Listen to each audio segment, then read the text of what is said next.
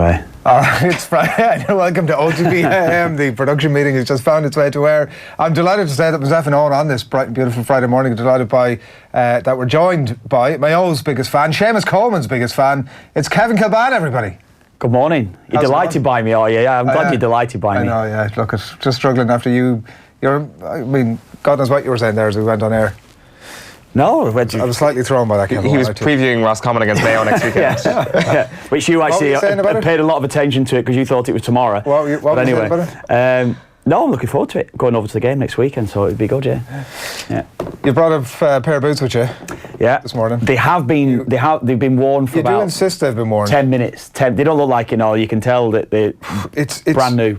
There's literally not. You know the way normally if you wear something, you'd get a bit. I don't want to do too much damage to them now, but you get a bit of a crease along here somewhere. Yeah. There's literally not a blemish on them. You're saying, well, I went through my whole career without kicking a ball, Adrian. Just run up and down the pitch. Well, this is the right boot, so I mean, maybe that's understandable. Yeah, that's probably fair as well to say. A little bit of muck on them there, son, but you insist that you've worn them for 20 minutes. That's Astro, we're on the Astro as well, 3G pitch up at Shamrock Rovers on Monday. Yeah, so yeah, they have been there, but they're basically brand new. Yeah. Why have you brought them in? I'm giving them today. I'm giving them away to someone today. Maybe if you make a slight donation to the Down Syndrome Centre over in Cabinteely, you may have a slightly better chance of actually taking these babies. But they're top of the range Umbro boots. Very, very big thank you to Umbro Ireland as well, who give me these as well. So yeah. Market value of 150 quid.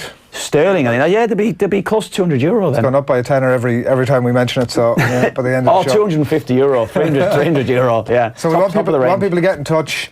Give us some sort of a donation. It'll go to the Down Syndrome Centre in Ireland. Yeah. And we'll see where we're at the end of the show. And if we've a meaty enough donation at that point, we'll give them away. Perfect. They're they are extremely light. They're modern boot, paper thin. You don't really. You probably now. When was the last time you played football? Properly, never. Yeah. Well, Croke Park last year. You represented Mayo. Oh yeah, I saw you in your Mayo gear that day. Yeah. I can't remember what boots. I was wearing what's his name, Richie Hogan's boots that day. Quite the name drop there. Yeah. I was in the. What were they like? I can imagine they're a bit old school. I was in the dressing room beforehand. And I picked up my boots, was all set to go, put them on, and realised they're studded boots. One of the studs was missing. I looked around, there was Richie, I'm like, you don't happen to carry a spare pair? And there you go. They were lovely. They were Adidas, something or other, old school enough. Were they? Yeah. I would have always probably gone with leather boots throughout my career, but these are very much the way that the trend's gone over the last 15, 20 years. It's every year technology has changed, but you say very, very light, and just for us quick players, we could get away with those, Adrian, so it was they were the boots of choice. The metatarsal, we were just saying there before we came in there, the metatarsal injury seems to have gone out of fashion a little bit over the last while, but I can easily see... You're not going to jinx that one now, I can easily see, like, with that level of protection, and it is, like you're saying, it is across the various brands, but at that level of protection, there's literally nothing in it. As what I was finding as well, because the lighter the boots got, the lighter the players wanted them throughout their careers as well, certainly through the last 20 years, certainly through my career. So every time there'd be a new boot that would be coming out, whoever's driving, whichever brand is driving the market, the lads would be desperate for the lighter and lighter boots. And Can I ask a stupid question? Why would they want them as light as possible? Is there not like as quick as possible? Quick as possible, yeah. Light. Is there not some sort of there must be at some point some sort of they can't get any lighter situation? I'm sure that's the case, but I remember I don't know, whichever brand it was a few years ago, they were marketing the boots off the back of being X amount of grams, weren't they? They were the lightest boots that had ever been marketed. Essentially for strikers, really, or certainly for the quicker players that were playing in the side. The positions that I would have played, and I wouldn't fancy going into a tackle with that type of boot, because I would have always felt like that. But if I was playing as one of the striker positions, one of the forward positions, they're absolutely perfect, because they're the same for the quick players like myself, Adrian. Not that much in them. I was just doing the old test on my phone there. It's like about half the weight of my phone. I was going to say, they probably are. It is amazing how it has changed. Gone from from the old Puma King, from the Tiempos, from the Adidas Copa Mundial or World Cup boots, which were the standard top of the range boots during that time. It's amazing how it's changed since then, and now we're were at that. Which I mean, they're actually decent looking boots, aren't they? Yeah, they're lovely. A lot of the boots that you'd be getting now, they're a bit garish for me, but they're quite nice. I like them. So yeah, you can get in touch and possibly take ownership of those boots, and all with the funds going to a very worthy cause as well. So get in touch with us on all the usual platforms of the course this morning, and we'll do just that. We've a fairly stacked show this morning, it turns out. I mean, I don't know if most of these have been added to the menu because Kevin Kilbane is in town. It may well be the case, but coming up over the course of the next hour and a half or thereabouts, we're going to tell you what's happening in the back pages of the newspapers in just a couple of moments' time. Kevin Kilbane is going to pick his all-time Premier League team of the decade is actually the more accurate description of what's going on there. Some controversial calls as well, I'm sure you'll agree, as it comes up in just a little while. We're going to talk hurling and this interesting weekend, last weekend, and another mouth-watering few games to look ahead to. Michael Verney, that's coming your way at about 8:25. The sports news with Phil Egan, who's been busy baking. Might get a screen grab of the amazing cake that he's made this morning and just get the recipe from him. I think might be the order of the day.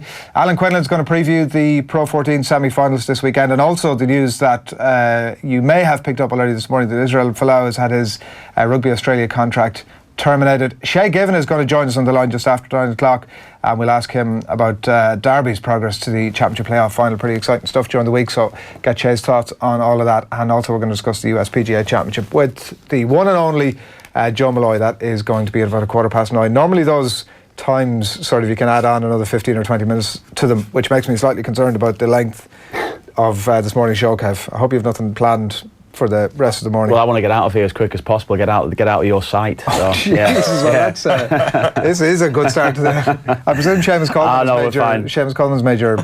No, unfortunately, no. Why is that? No. Why is that? Well, I know you're a big fan, aren't you? No, but why is he not major? I mean... Why are you giving away the item that we're doing in a couple of minutes? Why can't we just wait? We'll discuss the team in due course. Because it's not going to come up, and we've only a set period of time to discuss it. Why? Yeah. Give me a succinct actual answer as to why Seamus Coleman... We'll talk about it later. We'll talk about the team later. You just stop getting ahead of yourself. Just that Israel Folau news, just to give you a bit of detail on it, it's obviously only broken in the last sort of hour and a little bit or thereabouts. 73 capped Australian international Israel Folau, illustrious rugby career obviously in Australia. He's had his contract terminated for that high level breach of rugby's professional players code of conduct that I'm sure everybody's aware of by now. So he's 72 hours to respond. It seems as if there's some people saying that he may take the route that's open to him, which would be to go to the Supreme Court, and that could drag on for a number of months. So Raylene Castle, the Rugby Australia CEO, has been out this morning to give her comments on this decision. She says that Mr. Folau knew when he pressed that button that there were implications that the post was going to have. It's a decision that will change the landscape for sport across Australia and perhaps internationally. Our clear message today is that we need to stand by our values and qualities of inclusion, passion, integrity, discipline, respect and teamwork. So that's the development from Australia this morning. It was, I suppose, expected. And it'll be interesting to see how it plays out from here, because he had previously sort of indicated that if they decide to sack me, well, you know, that will be God's will. And so that's what will happen, and I'll just move on with life. But there are people indicating that he might take that route to challenge it. And he's going to have teammates now, obviously, who are quietly supportive of his position. I mean, former teammates at this stage. He'll have former teammates who are maybe a bit more vocal about it. He'll have teammates who disagree with him, and all that will continue to play out, I'm absolutely certain, in the background as well, which will be interesting from an Australian rugby point of view, in a sporting sense, between now and the World Cup. I think that was the interesting line, that it's, you know, they're staying true to the values. You mentioned there about his teammates and his peers. That's going to be the thing, that people that would share the view, or people that don't share the view. Do you agree with the sacking? Don't you agree with the sacking? Or whatever it will be. And I can imagine that this is going to open a bit of a can of worms further down the line. But I can't disagree with it. I can't disagree with it, with the stance that's been taken against him. Or alternatively, down the line, when people who might have anything that resembles the view of Israel Folau, they might not click send on that tweet, or they might actually reevaluate perhaps their thoughts on things. Like, it is possible to be a deeply devout religious person without expressing views like this. This is not a sort of move against Israel Folau's religion or his religious spiritual beliefs. This is kind of a takedown of the view he expressed, which he believes comes from his spirituality, which on a personal level I think there was absolutely no decision to be made here, and kind of fair play to Rugby Australia for doing this. Now the thing is, if there is a Supreme Court ruling that comes in favour of Israel Folau, that will be an extremely intriguing situation as to how Rugby Australia now move on from this, because they've been on the record, Michael Cheika I think has been on the record saying that rugby is a sport for all. This is not the sort of views we want to be out there, because it clearly alienates a huge amount of people who might be fans of the team or might even be involved with Rugby Australia at some level, and it is a very, very damaging quote. So I don't know what's going to happen if that does go to court. You would imagine that it is based on the content of what he said will rule against him, or that is the reason why this has come to this, but he will obviously defend himself based on spiritual beliefs or religious beliefs being ruled against.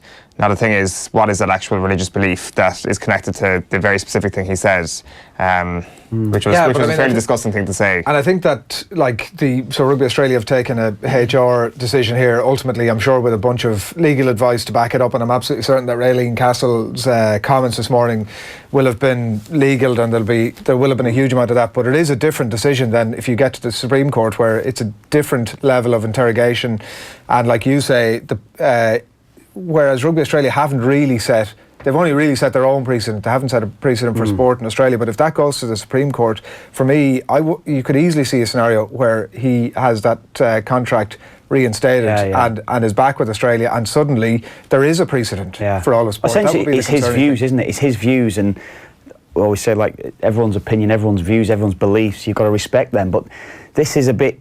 In my mind, it's far too outspoken. Given what has happened in recent years, and given the level of scrutiny that's been under discrimination, whether that be your skin colour, whether that be your nationality, whatever it will be, we've seen it constantly now, and I believe it's getting to the stage now where we are starting to break the back of it. But we've still got a long way to go in all sports, and this is just another backward step in my mind from what he was saying. So.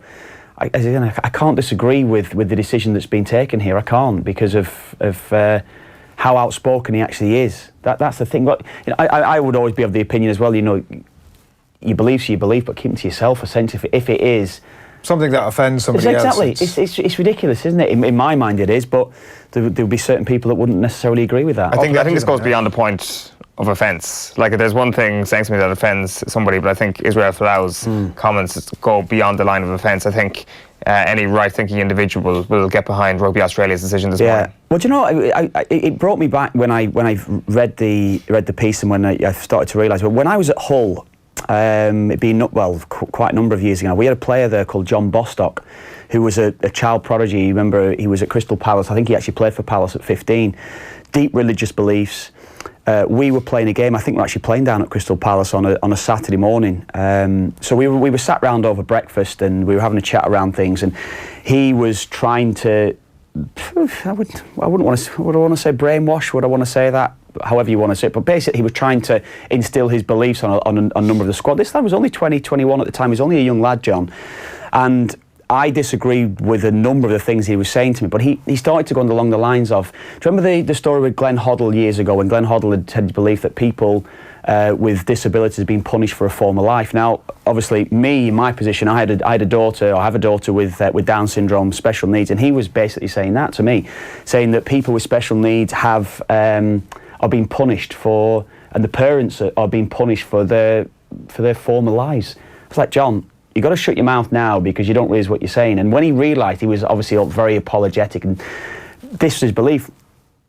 Taking that forward, we had around Christmas time, Nigel Pearson was our manager at the club, and he gave him and his preacher at the time a platform to preach to us around Christmas and what Christmas was about and the beliefs. I went and saw Nigel after the train, because we didn't know anything about it. It was almost like sprung on the lads as well, that we were given this lecture for half an hour on how wrong we were doing, young lads doing what young lads would do, whatever it would be in your own private time.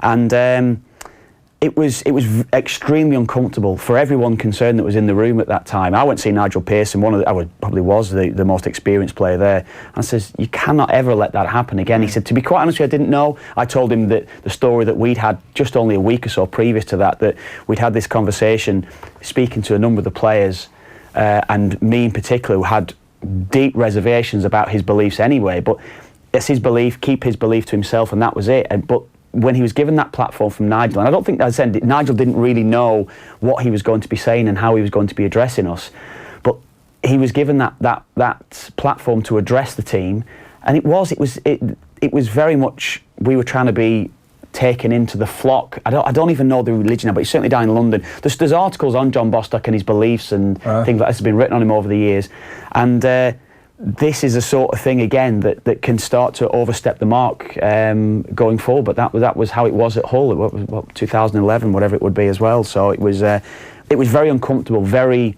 disconcerting as well at the time when he was chatting to us and preaching to us. Yeah. So Pearson said what? Sorry, geez, actually I didn't realise. Shouldn't have let that happen. Yeah, he did. Yeah, that was the conversation that we'd had. Nigel and me had the conversation like that. But I think once it had started. Nigel was basically, he said to Nigel, look, I want to speak to the lads, I've got my preacher in with me. I think he was thinking it was going to be more of a light religious chat around the real Christmas, the Christmas nativity and all this sort of thing. But once it had started, it started to become very, very uncomfortable, the speech and the spiel that was coming our way. That's what we all felt, and a lot of it went in one ear out the other with one or two others. But I was quite annoyed from the original conversation that I'd had with him that he'd been given this platform to chat to us. Yeah. And was he airing those views as well? Not really that strong, because I'd already had the conversation with John that he needed to shut his mouth in no uncertain terms about these beliefs. It's his own belief, keep them to himself and don't say anything. How did he react when he said that to him? John? Yeah. He was very defensive. He'd gone right on the back foot when I had that conversation with him. But it didn't take away from his own beliefs that he'd had. And then it was not long after, he went abroad. I think he went to Belgium. He went to a few clubs around Europe. Tremendously talented young player. But I felt that the talent, he was of the belief where he was, and as daft as it seems now, he'd say, look, I'm as good as Cristiano Ronaldo. I am like Cristiano Ronaldo. This is what he was saying at the time. And God's will take me to the top of the game. If it doesn't take me to the top of the game, then so be it. And I felt, because of the talent that he got, it was affecting his own mindset and how he was actually playing the game. That's the way that I felt. Again, however everyone's beliefs are their beliefs. That's what I felt. It started to take over John's life in a way that was affecting his career around it. And I said to you, he's gone and had a career in the game. Probably John's, I would say now 24, 25, maybe in a bit on that, 27, 28 now probably. And he's having a career within the game, which is great in itself, which is difficult, as we all know, to get any sort of career in the game. But I think his potential was never reached because of maybe his, I feel, with his belief going forward, yeah. I mean, there's so much in that, but it can obviously, the point about the fallow stuff, it can damage team dynamic as well. Definitely. Because, I'm sure those Australia players, for example, are sitting around saying, at some point or another, if we're on the same team and that comes up, we sit down and we start having that conversation. Yeah. Which side of this are you on? Yeah. And that can create a rift in a squad as well. I know that maybe is not the most significant thing that comes out of it, given that the damage that those sort of comments can do to the wider public. But yeah, I don't know. It's something I'm sure we'll hear more of down the track. We are going to get stuck into the newspapers. Going to kick things off here with the Irish Examiner, who have a picture of a fairly focused looking Graham McDowell from the PGA Championship yesterday. Obviously the newspapers are a little bit behind where the current leaderboard is at. McDowell for, I think it was a level par yesterday to put him in a tie for 17th, and the lead standing at 7 under par for Brooks Koepka. I can grind with the best of them. McDowell makes solid start. We haven't heard from him in such a long time. That's almost the most surprising thing from there. You've Derek McGrath's thoughts on Waterford for the weekend. You've Ronan O'Gara inside as well. It's the Irish Examiner.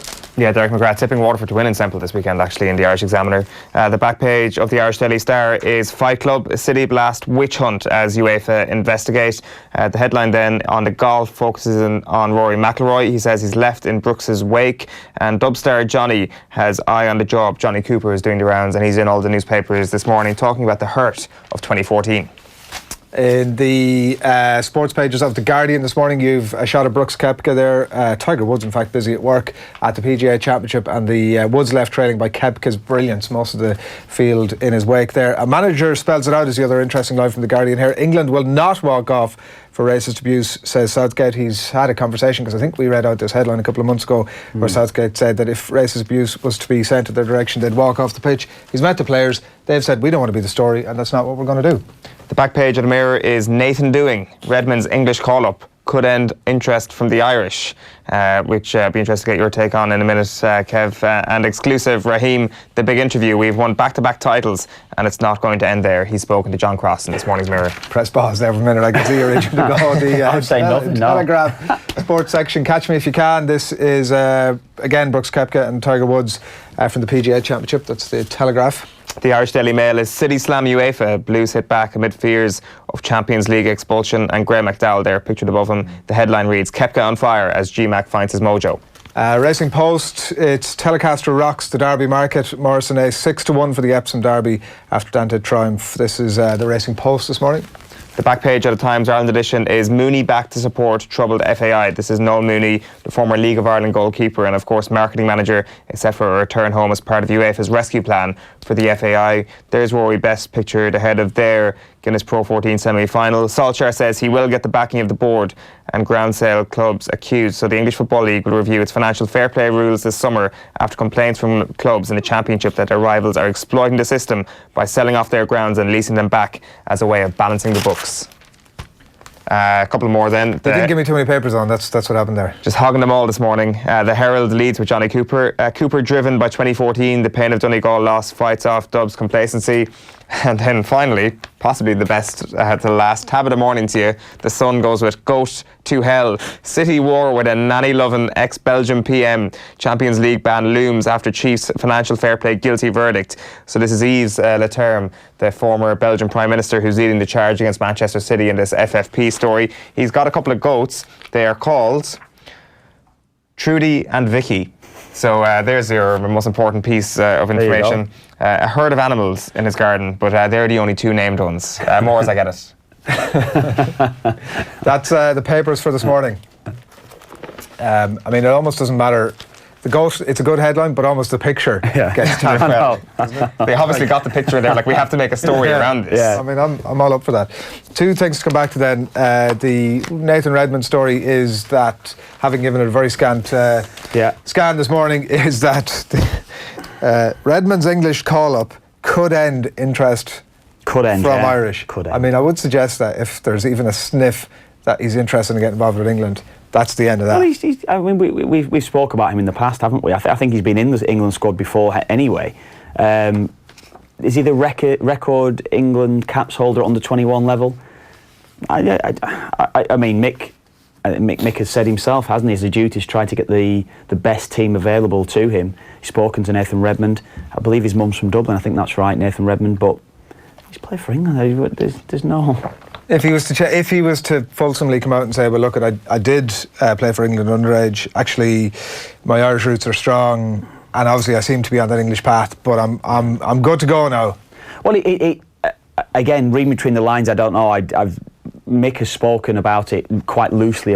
He's spoken to Nathan Redmond. He's not really given too much information out. But it seems to me that he was kind of stringing Mick along. He was not really committed to it. It wasn't necessarily the way that he was looking going forward anyway. So, in my mind, no, he doesn't want to play for us. No, he's not Irish. Don't pick him. Don't pursue him anyway. Certainly don't pursue him. And I think that's the way Mick's gone about it. He's asked the question, same as Patrick Bamford, asked the question, been quite non-committal on it. No, it's fine. Move on. That's it. No story. Yeah, if he plays a few friendlies for England and then decides he's up for us, what you're saying. Well, I'm reading between the lines. Well, I wouldn't want him, personally. I wouldn't want him, no. You know that yourself. You know the answer to that before you even asking the question. No, I wouldn't want him. I don't. The rule's nonsense anyway. But as soon as that's the case, he's played for England. No, he's English, so no. Hot take, Owen. Hot take, Shane. Well, you're in a much better position than I am to speak about this. I kind of go along with the same thing, to be honest. Also, as well, the storyline that you're trying to get across here is that obviously, if he chooses England, of course, that's the book closed. If he even leans towards them at this point and says he is English, I think it makes it a bit tougher, doesn't it? Yeah, well, I mean, it's the Nations League as well. The classed as competitive games now, anyway. So if he comes on at any stage, he's ineligible anyway. So the story won't even be there then.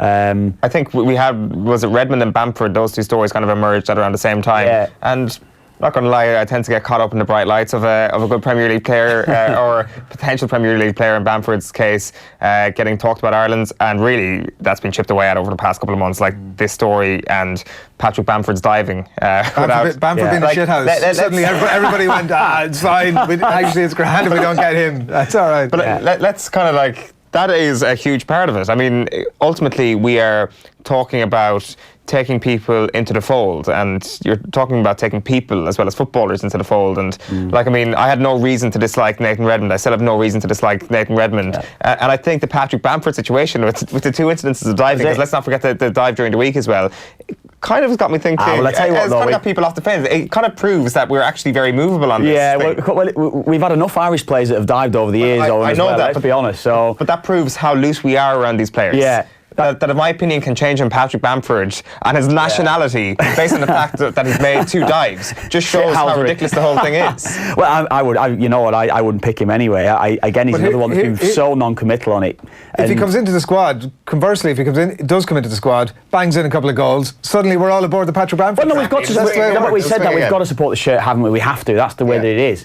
But he, in general, has never once wanted to commit to us. And he's been, again, it seems to me, he's been very, very loose with Mick when Mick's had the conversations with him. If you want to play for us, you make contact. You certainly answer text and you get in contact with the necessary people. And he's not wanted to. He's not showed any inclination that he wants to come and play for us. What? Patrick Bamford also. No, I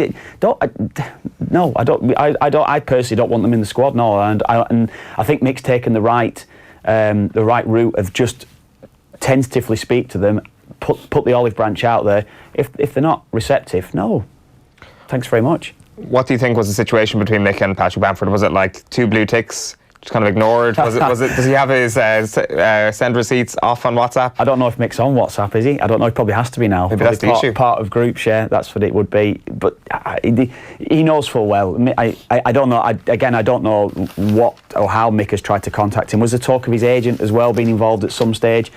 Again, you don't use your agent. It goes beyond. It goes beyond club football. It goes beyond trying to better yourself for your career. You either want to play for Ireland or you don't, and clearly he doesn't. So no, you just don't pursue that. In my mind, anyway. All right, we do want to get into Kevin Kilbane's Premier League Team of the Decade, and we're going to do that in just a few moments. John Giles, though, was on Off the Ball last night, as he is every Thursday. He was on with Joe yesterday evening. He is not at all convinced that Ole Gunnar Solskjaer is the man for Manchester United. He did brilliantly when he came in. I think he was the right man for the job at that particular time, Joe. They did need somebody to do what he did, as they say, put his arm around him. I got a little bit of a laugh, well, a smile last week when I saw in the paper.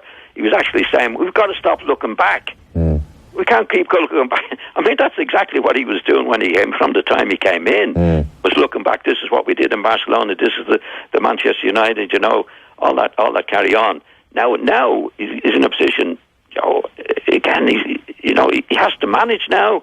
He's saying the same things as Mourinho said. The players are not doing this, players not doing that. Again, I wouldn't have given them the 3-year contract at that time, Joe, and I did say it at the time. I would wait until the end of the season, and I'm not so sure now that Manchester United will stick with giving them the 3-year contract. Really? Oh, well, again, like I'm looking at things in a certain way. Pochettino made some unbelievable remarks last week, Joe, where he said, I might have a sabbatical, I might go, I might do this unless I get this from the manager, from the chairman.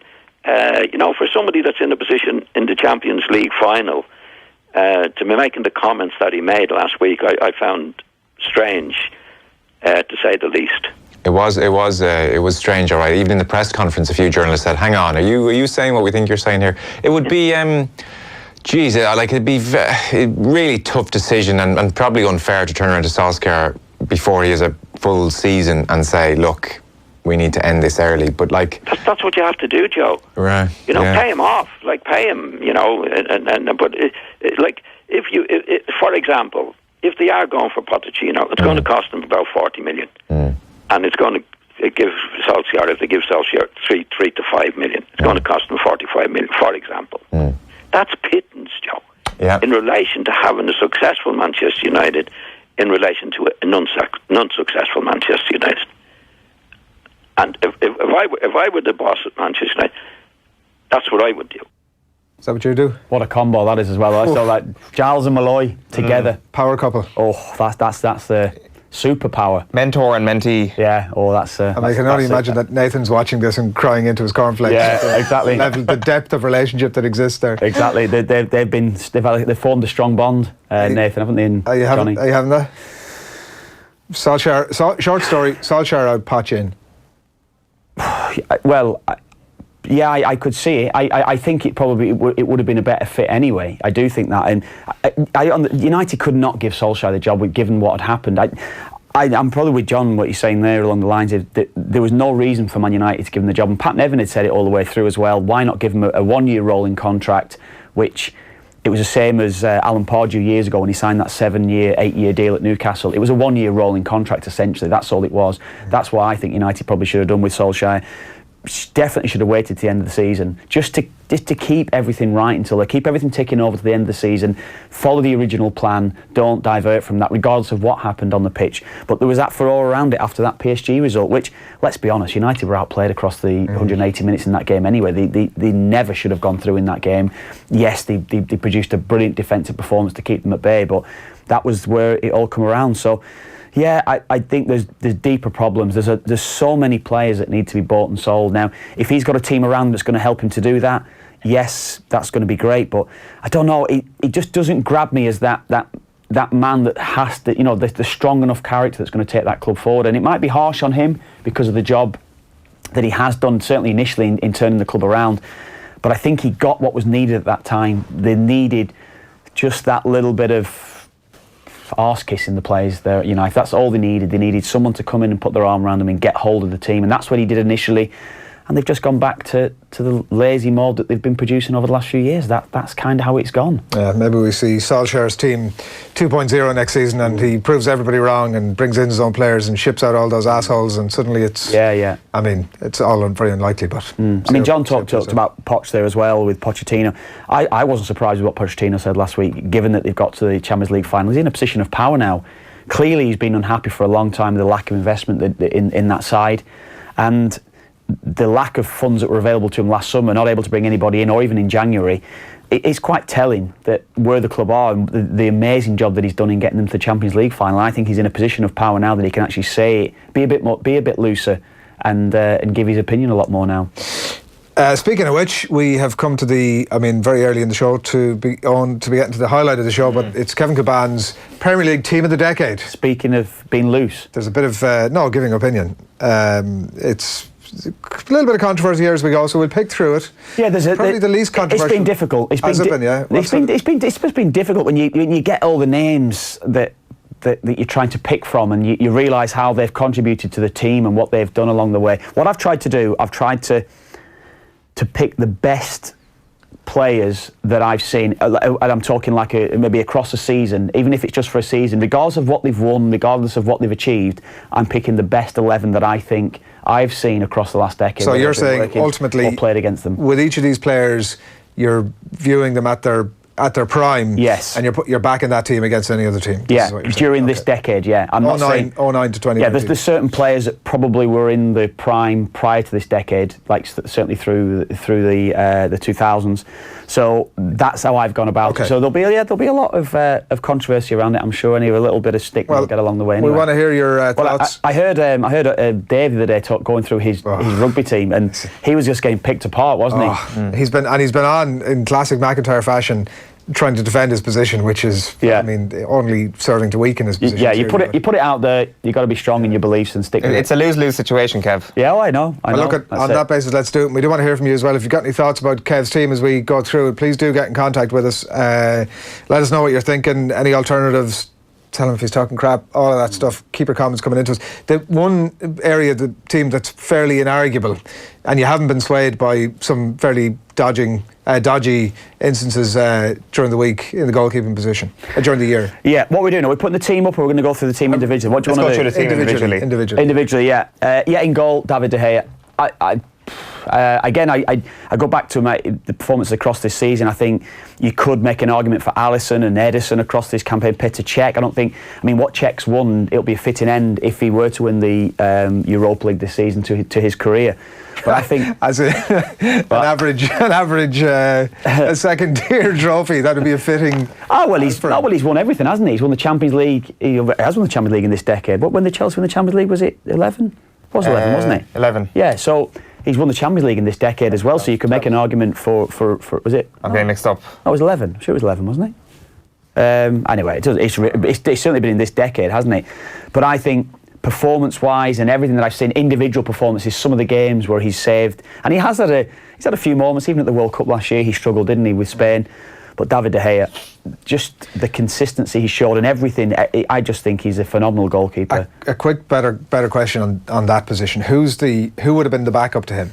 Who would you have gone with, given the factors, given the because I think that actually there isn't any clear-cut answer as I can see it. And maybe that goes to show that it hasn't been a vintage decade for goalkeepers in the Premier League. How would you think that? I look again.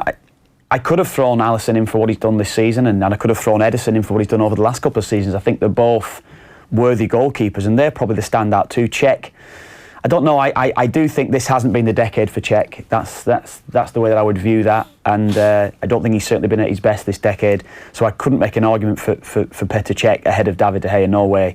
I think David De Gea's head and shoulders above any other goalkeeper. So they would probably be the three that you could make an argument for. Yeah. So take us through your defenders. Do we go centre halves first? How are we going to do it? Yeah. So I'll do the pairing, and I'll put it as a pairing. And there's so many that I could have thrown in, but I've gone Vincent Kompany and of course Virgil van Dijk. I couldn't look beyond those two. Van Dijk, if I'm looking at his performances over the last 18 months, he's transformed the team. I don't think any one player over this decade has made a difference to one side as Van Dijk has made over this decade. Absolutely phenomenal. The number one I said it quite recently. I think I was on AM. Potentially the best that we've seen, certainly through the Premier League year, Van Dijk. Can I just say, you can't really give it to Van Dijk on the premise of the entire. I think there's an argument. Well, he's done great at Southampton as well. So I'm talking 4 years. We're talking 4 years. It's nothing, though, isn't it? Really, and we consider the course of a decade. It's almost nothing. Half a decade. How many defenders have won PFA Player of the Year this decade? I'm picking the best team from this decade. That's what I said to you. I'm picking the best team from this decade. So who would you go with? So you're not looking at the longevity. You're not looking at that they've put 8 or 9 years. I think longevity you're getting out of him and what he's achieved. He's taken Liverpool to 2 Champions League finals during that spell as well. John Terry is obviously the notable absentee. He played 7 years of that. 2012 was the Champions League. Obviously, won a hatful of Premier Leagues, won individual awards, won cups. Like the leader of a club, maybe one of the greatest captains the Premier League has ever seen. That's why I've gone with Kompany alongside Van Dijk. And again, I think you certainly would make the argument, and you'd be right. Through the decade previous with John Terry. John Terry, I think, had his best years through the 2000s. And I think I think Van Dijk is better, is a better player. Because Chelsea played a different sort of style as well, the way that Chelsea played. Brilliant leader, brilliant organiser of his team, and how he used to play, Terry. But when you've watched Chelsea over the years, Chelsea's Fullbacks did offer a little bit of protection. Liverpool don't get that. I think the best individual defender, centre-half, is Van Dijk, most definitely. And people are always going to judge it on trophies. You say trophies are the way to gauge it. I don't necessarily agree with that. I think Van Dijk is the standout defender across this decade, without a doubt. And company, leadership, certainly on a par with Terry. I know he's missed a lot of football over the last couple of seasons, and even I think I've questioned him. I've even looked at him over the last few weeks. He's looked a little bit shaky, I think, before that goal against Leicester. Not the most comfortable of players in possession, but leadership, organisation, everything that he's meant, the heartbeat of that City team, and him alongside Van Dijk would be an incredible pairing, I think. And I think that's the best pairing, I'd say. Trophies don't mean anything, says Kevin Kilbane. Is that what I said? Did I say that? Did I actually say that? Were they the exact words? Absolutely. Did he? Oh, yeah. That's it. Who have you gone for at left back? Left back, again, there's an argument. An ex-teammate of mine, I could have gone with Leighton Baines, but I've gone with Andrew Robertson. Again, standout performances this season with his creativity and his assists as well. Simply brilliant, absolutely brilliant. And you're going along the lines of longevity, but I just think the performances I've seen from him across the course of the last couple of seasons has taken him beyond Leighton Baines. Leighton Baines, I think he does have the most assists for a Premier League defender, and he has been sensational. He's been very, very good, and you could make an argument early on in the decade for Ashley Cole as well. But I think Andrew Robertson has taken fullback to a new level with what he's done. I think he is now the benchmark, and Liverpool, I mean, you could, on the other side, Trent Alexander-Arnold's been great as well, but Andrew Robertson, just sensational performances week in, week out, consistency, and I've gone with Robertson. For a season or two, yeah. Season or two, right, yeah. I said I'm picking it across the course of the best team, the best players that I've seen. Your team. The best players I've seen across the course of this decade, and I'd have him slightly ahead of Leighton Baines and Ashley Cole and Luke Shaw, people like that.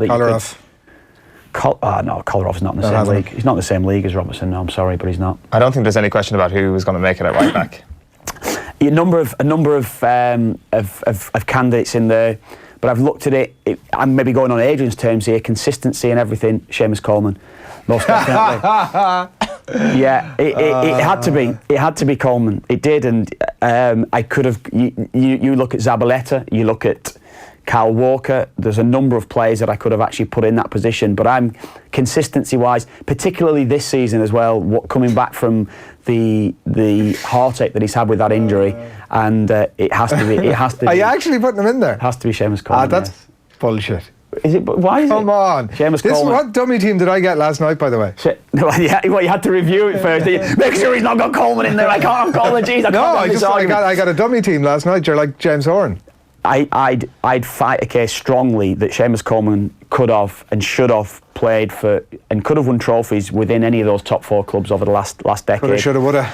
But no, I'm talking performance-wise. Again, Zabaleta, you could have made an argument, but I think Coleman is better than Zabaleta, and I said that consistently a few years ago during the brilliant spell that he was having through the decade. Again, leadership. The drive that he's got within him, the ability from fullback to take a team forward and get a team up the pitch, there's none better than Coleman at doing it. Again, you could look at Walker with the trophies that he's won, but I'm not judging it on trophies, Adrian, as I said earlier on. I mean, yeah. What is it? I'll ask you the question, Kevin. What is it about this Ireland and as I said, Everton defender that you admire so much? Well, the absolute quality. What is it that you dislike about him? I don't dislike him. Let's just put that on the record. Like, that's sort of Donald Trumpian kind of nonsense. There's nothing I dislike about him. But to say that he's in the team of the decade, I think is a stretch. Is it a stretch? Yeah. Is it? I mean, I wonder how many England internationals or well, the thing is as well, we have a couple of tweets about your Coleman belief here, Adrian. It seems Martin Byrne has been in touch. May 15th. I know, Martin. This is only a couple of days ago. I just stumbled on a video from Adrian in Seamus Coleman against Georgia, and I have to say, Adrian hasn't a clue about football. I'm assuming he's a Dunphy of your podcast. He gave Coleman his 3 when papers gave him a 7 and was nominated for Player of the Month for April. It's the greatest insult I've... Proper analysis from Adrian. Doherty should be there ahead of him, says Jimmy Allen a month ago. This is just a reminder of old comments. Yeah. There was a lot I'd like to say Seamus Coleman's on the line this morning. Yeah. Hey! Yeah. Seamus is in town. Seamus is in town. Oh, we'd love to have him in. Yeah. You know that. Yeah. I would like him to go just to I'd like you to actually crumble in your seat after you're. There will be no crumbling, as you well know, in my seat. No, you're very forthright with your views. Wrong in your views, totally wrong in your opinion, views. No. Your analysis of Seamus Coleman in that Georgia game was utterly ridiculous. No, well, that's bullshit. Again, but we're not talking about that one game. I'm talking about one game. Seamus Coleman. By the way, Seamus Coleman has been sublime post that. Is probably in the form of his life at the minute. No, I'm delighted by that. I think it's brilliant. He's playing unbelievable I don't football. think it's in the form of his life. I think he's played better football, but he's actually just showing what a good player he is. Because there was a time there where everybody thought, is Seamus Coleman done here? Like, he's obviously pushing on in years. There's no doubting that. And he didn't play well in that game. No matter what you say, did not play well in that game. And actually, I think you're wrong. There was various yourself and your colleague in defence of him. At various points, did accept that he had some shortcomings in that game, but obviously, did we? Yes, you did. No, we did not. No, there was a couple of passes that went astray when he was trying to actually affect the game, which is what happens, Adrian. That's if you're looking for a player to affect a game, they're going to make mistakes. Let's not go over all ground. So no, I didn't agree with your assessment in any way. All I'm saying is he's playing some of the football of his life, and I'm delighted to see it. I think it's great. Yeah. Good, great for Ireland. Whether he'll be in my team of the decade, I would doubt it. Well, I'd have had Kyle Walker in there. Azpilicueta, you haven't even mentioned. So Azpilicueta. Well, I said that. Azpilicueta, very, very good fullback. I'm talking about a fullback, defensive fullback. Seamus adapted his defensive side to his game brilliantly over the decade to become a really good fullback, one-on-one positions against good attacking players. But you're changing the criteria from position to position. No, I'm talking everything. I'm talking the complete package of Seamus, offensively and defensively. Seamus Coleman is the best. Okay. We move on. Yeah. It was tough in midfield. It was really, really tough in midfield. I've gone for a three-man midfield, as we were talking about the other night, inverted triangle. So I've gone sitting at the base of midfield, N'Golo Kante. If you're judging it on what your criteria is, winning trophies, then yes, he's won 2 Premier League trophies across the decade. But I was going to put Yaya Toure for what he did goals-wise and everything, but I think N'Golo Kante, as that holding midfielder, I think he's been the best. I think he's covered so much ground. I think his ability to influence games as well from the base of midfield. I don't think he's been played in his best position there at Chelsea this season. But N'Golo Kante, he's the standout candidate. And there's so many. Steven Gerrard would be another one that you could make an argument for. But again, I think Steven Gerrard's best decade was the decade before that. So I think N'Golo Kante's played the better football through this decade. Plenty of reaction coming in here. Yaya is the kind of... he runs him close. He would run him close, I think. But I think if I'm looking at the team and everything like this within here, I think Kante's had more of an influence on his team than Yaya Toure has over his club. And again, he scored goals from midfield. Brilliant player. There's no doubt about that. But Kante is just ahead of him, I'd say, yeah. There's 2 Manchester City lads joining him in midfield. Yeah. Again, I could have put maybe Yaya Toure in one of these positions as well, but I think these two have had more of an influence. And I think watching them, I think they're just so good, silky smooth, brilliant players. Probably the best passer of the ball. And again, you could make an argument for Gerrard with this title, but it's Kevin De Bruyne. Right. Kevin De Bruyne, his range of passing is just phenomenal. What a player. I think that's why City maybe struggled a little bit in the last few weeks, that they didn't have his influence on the pitch, and it goes to show what a talent that he is. But what a player. Every time I go to watch City, I want to see these two playing on the same side. It'd be David Silva alongside him. The two as a combination together, just as good as anything in world football, as good as anything. And David Silva, new hairstyle and all, he's gone on to the next level as well with that hairstyle that he's brought as well. So yeah, quietly going about being potentially City's greatest ever player. Yeah, and I've heard that argument being said recently as well. The trophies that he's won, the influence that he's had over the side of De Bruyne, of course, has not been there as long as David Silva. Is it 4 now? I think Owen, wasn't it? He won his 4. Him and company were the only 2 that have been around for those 4, and just his ability, much the same as the range of passing on De Bruyne. Silva doesn't have the range, but his ability to pick up the ball in real tight areas and then pick a pass. If you look for his flick last week for Sergio Aguero, you're laughing at something there. There's some very good comments coming in. But yeah, Silva with that flick and everything the weekend changed the game, I think, for City when they're under a bit of pressure. Silva and De Bruyne, what a combination in front of N'Golo Kante. What a midfield that would be. Is it a diamond you've gone for there? I've gone for a diamond midfield, yeah. So who's at the tip? Tip of the diamond. It's such a difficult one. You could go with so many different players in that creative role. But again, no trophies won, but he got a massive move off the back of brilliant seasons. I could have played him in, maybe I could have even stuck him in at left back or left wing. But I think he's been more influential when he's played as a number 10. Scoring goals for Spurs was Gareth Bale. Gareth Bale, just great to watch. I love watching when he was playing for Tottenham in that position. He changed under who was the manager before Poch, the Portuguese one. AVB. AVB. Yeah, he transformed his game, and that's why I personally don't think you can actually deem his spell at Real Madrid as unsuccessful, because I think he has been such a success there. It's just the numbers that Ronaldo was hitting, he couldn't quite reach that, and that was the criticism that's been coming of him. But Bale in the Premier League was I think he'll get a bit of heat for that too, just that he moved on obviously before, I think. Yeah, but I'm talking about the best players that I've seen, in the positions. Bale most definitely, and I've gone for a 4-4-2 diamond. He could have a bit of a looser role from there with his pace, with his ability to run at defenders and beat defenders. Some of the goals that he was scoring for Spurs were off the scale. What a player Gareth Bale is, yeah. Complete the team for us.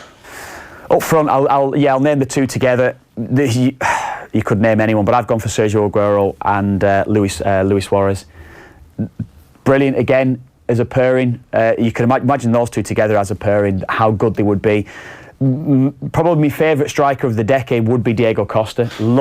I just love Costa, love him, but I couldn't have him ahead of these two. And there's so many of the strikers that we could have gone with through the decade. Diego Costa wouldn't even make the top 10, would he?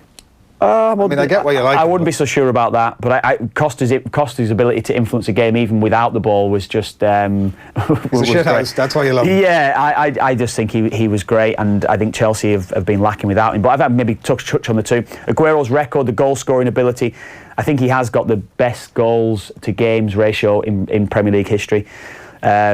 Suarez in that Liverpool side, he was the one, much as the same that we spoke about Van Dijk almost taking Liverpool to the title this season because of the influence that he had over that side. Suarez nearly took Liverpool to the title within that. His performances, his level of consistency, and that's why he got his big move to Barcelona off the back of it.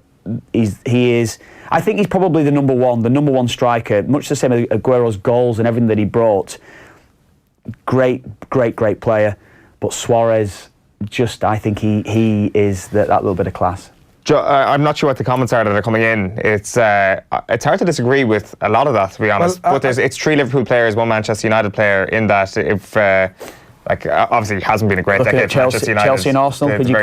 I couldn't make an argument for any Arsenal player. I couldn't. I know, again, maybe Van Persie potentially. Check. Yeah, check. Yeah, that's a good shout as well. But you got to remember how well Van Persie started the decade. His 2 best seasons in Arsenal are in this decade. Yeah. And his season at Manchester United, where he won Golden Boot, didn't he? Yeah, he did.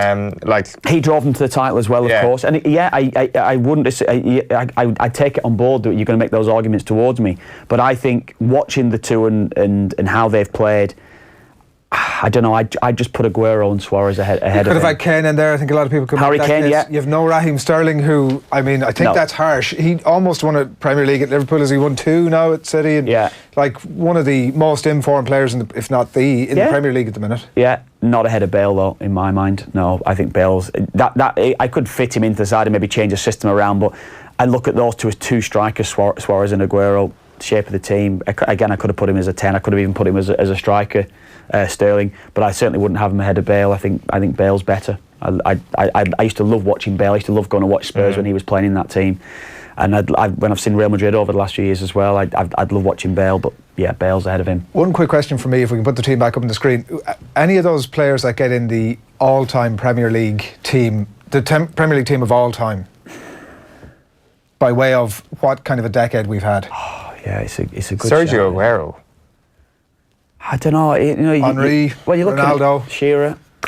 There's and even in midfield, I'd probably put Keane ahead of Kante. Yeah, I would. And my point would be that I'm not sure that any of them. I mean, I think there's an argument for Aguero. I really don't. I actually can't. I can't see how you're not actually suggesting some of these players. We had this discussion. Van Dijk maybe. Van Dijk potentially as well. Potentially. Yeah, you're maybe. letting nostalgia rule you here.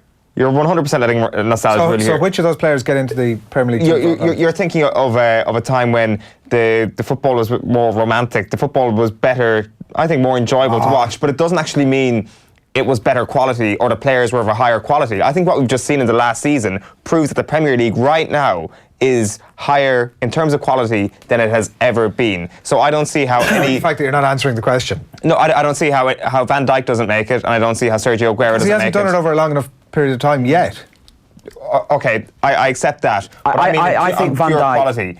Pure quality, is he as good a defender as we've ever seen in the Premier League? I don't know. I mean, I'd certainly make an argument for Shearer. Shearer probably one that gets overlooked. Thierry Henry, definitely, Adrian said there. I don't know. I'd probably, if you're looking for me to pick the all-time, again, it's a different bloody argument again altogether. I'd probably put Shearer and Henry up front together. I probably would. Like Thierry Henry is my favourite Premier League player of all time. Don't get me wrong. Yeah. And by into that fact, I'd probably put Aguero ahead of Shearer rather than Henry. What about you? Going by your old terms before on Patrick Bamford, shithousery as well on Thierry Henry. Would you still have him in there as you? Yeah. Would you? He's just done too much for me. He's such a good guy. He's a great guy. What a man. Great pundit. Brian Sullivan on Twitter, the recency bias out of Kevin Kilbane at OTBAM is incredible. John Coyne says, always enjoy Kevin Kilbane off the ball, but had to turn it off after naming that back four, covering his face emoji. Coleman, Robertson and Van Dijk in the team of the decade. 3 laughing face emojis. They've not come back with any sort of arguments. Danny Ryan says, Kev, go back to bed. 3 out of 5 so far. I've never won Premier League. That's the point. It's nothing to do with winning trophies. That's what I said to you. It's about picking the best players. Rob on YouTube, Coleman, ? Shamrock tinted glasses, Kev. Jason on YouTube says, King Kev is back. Tell us your memories of playing with Pienaar. This is what I was laughing at earlier on. Tell us your memories of playing with Pienaar and Tim Cahill. I'm a South African living in Australia, and I loved watching your performances at Goodison. I didn't play with Pienaar, so yeah. Right, we're going to come back to that, I'm sure. There'll be more comments coming in. We'll bring them to you before we bounce off air a little bit later on. But we're going to talk hurling next. Michael Verney is in studio to run us through the weekend's action. The Sunday Times, Dennis Walsh joined Joe last night, and he thinks it's going to be another tough season for the Waterford hurlers. What about Waterford then, Dennis? I think we all expected a welcome to hell type feel at Walsh Park at the weekend, and it just never really caught fire right from the off. Conceded early goals, and Pádraig Fanning was trying to make the argument like, we lost by a point, and really it doesn't matter if you score all your points late on or if you score them early on. The fact is we were thereabouts, but that's not really the feel anyone had from that game, and backs against the wall big time. I'm wary of saying you'd expect a big response, because you would have expected a reaction to Walsh Park last week, but you would expect a response. Yeah, you would, Joe. And you just say it didn't feel like it was.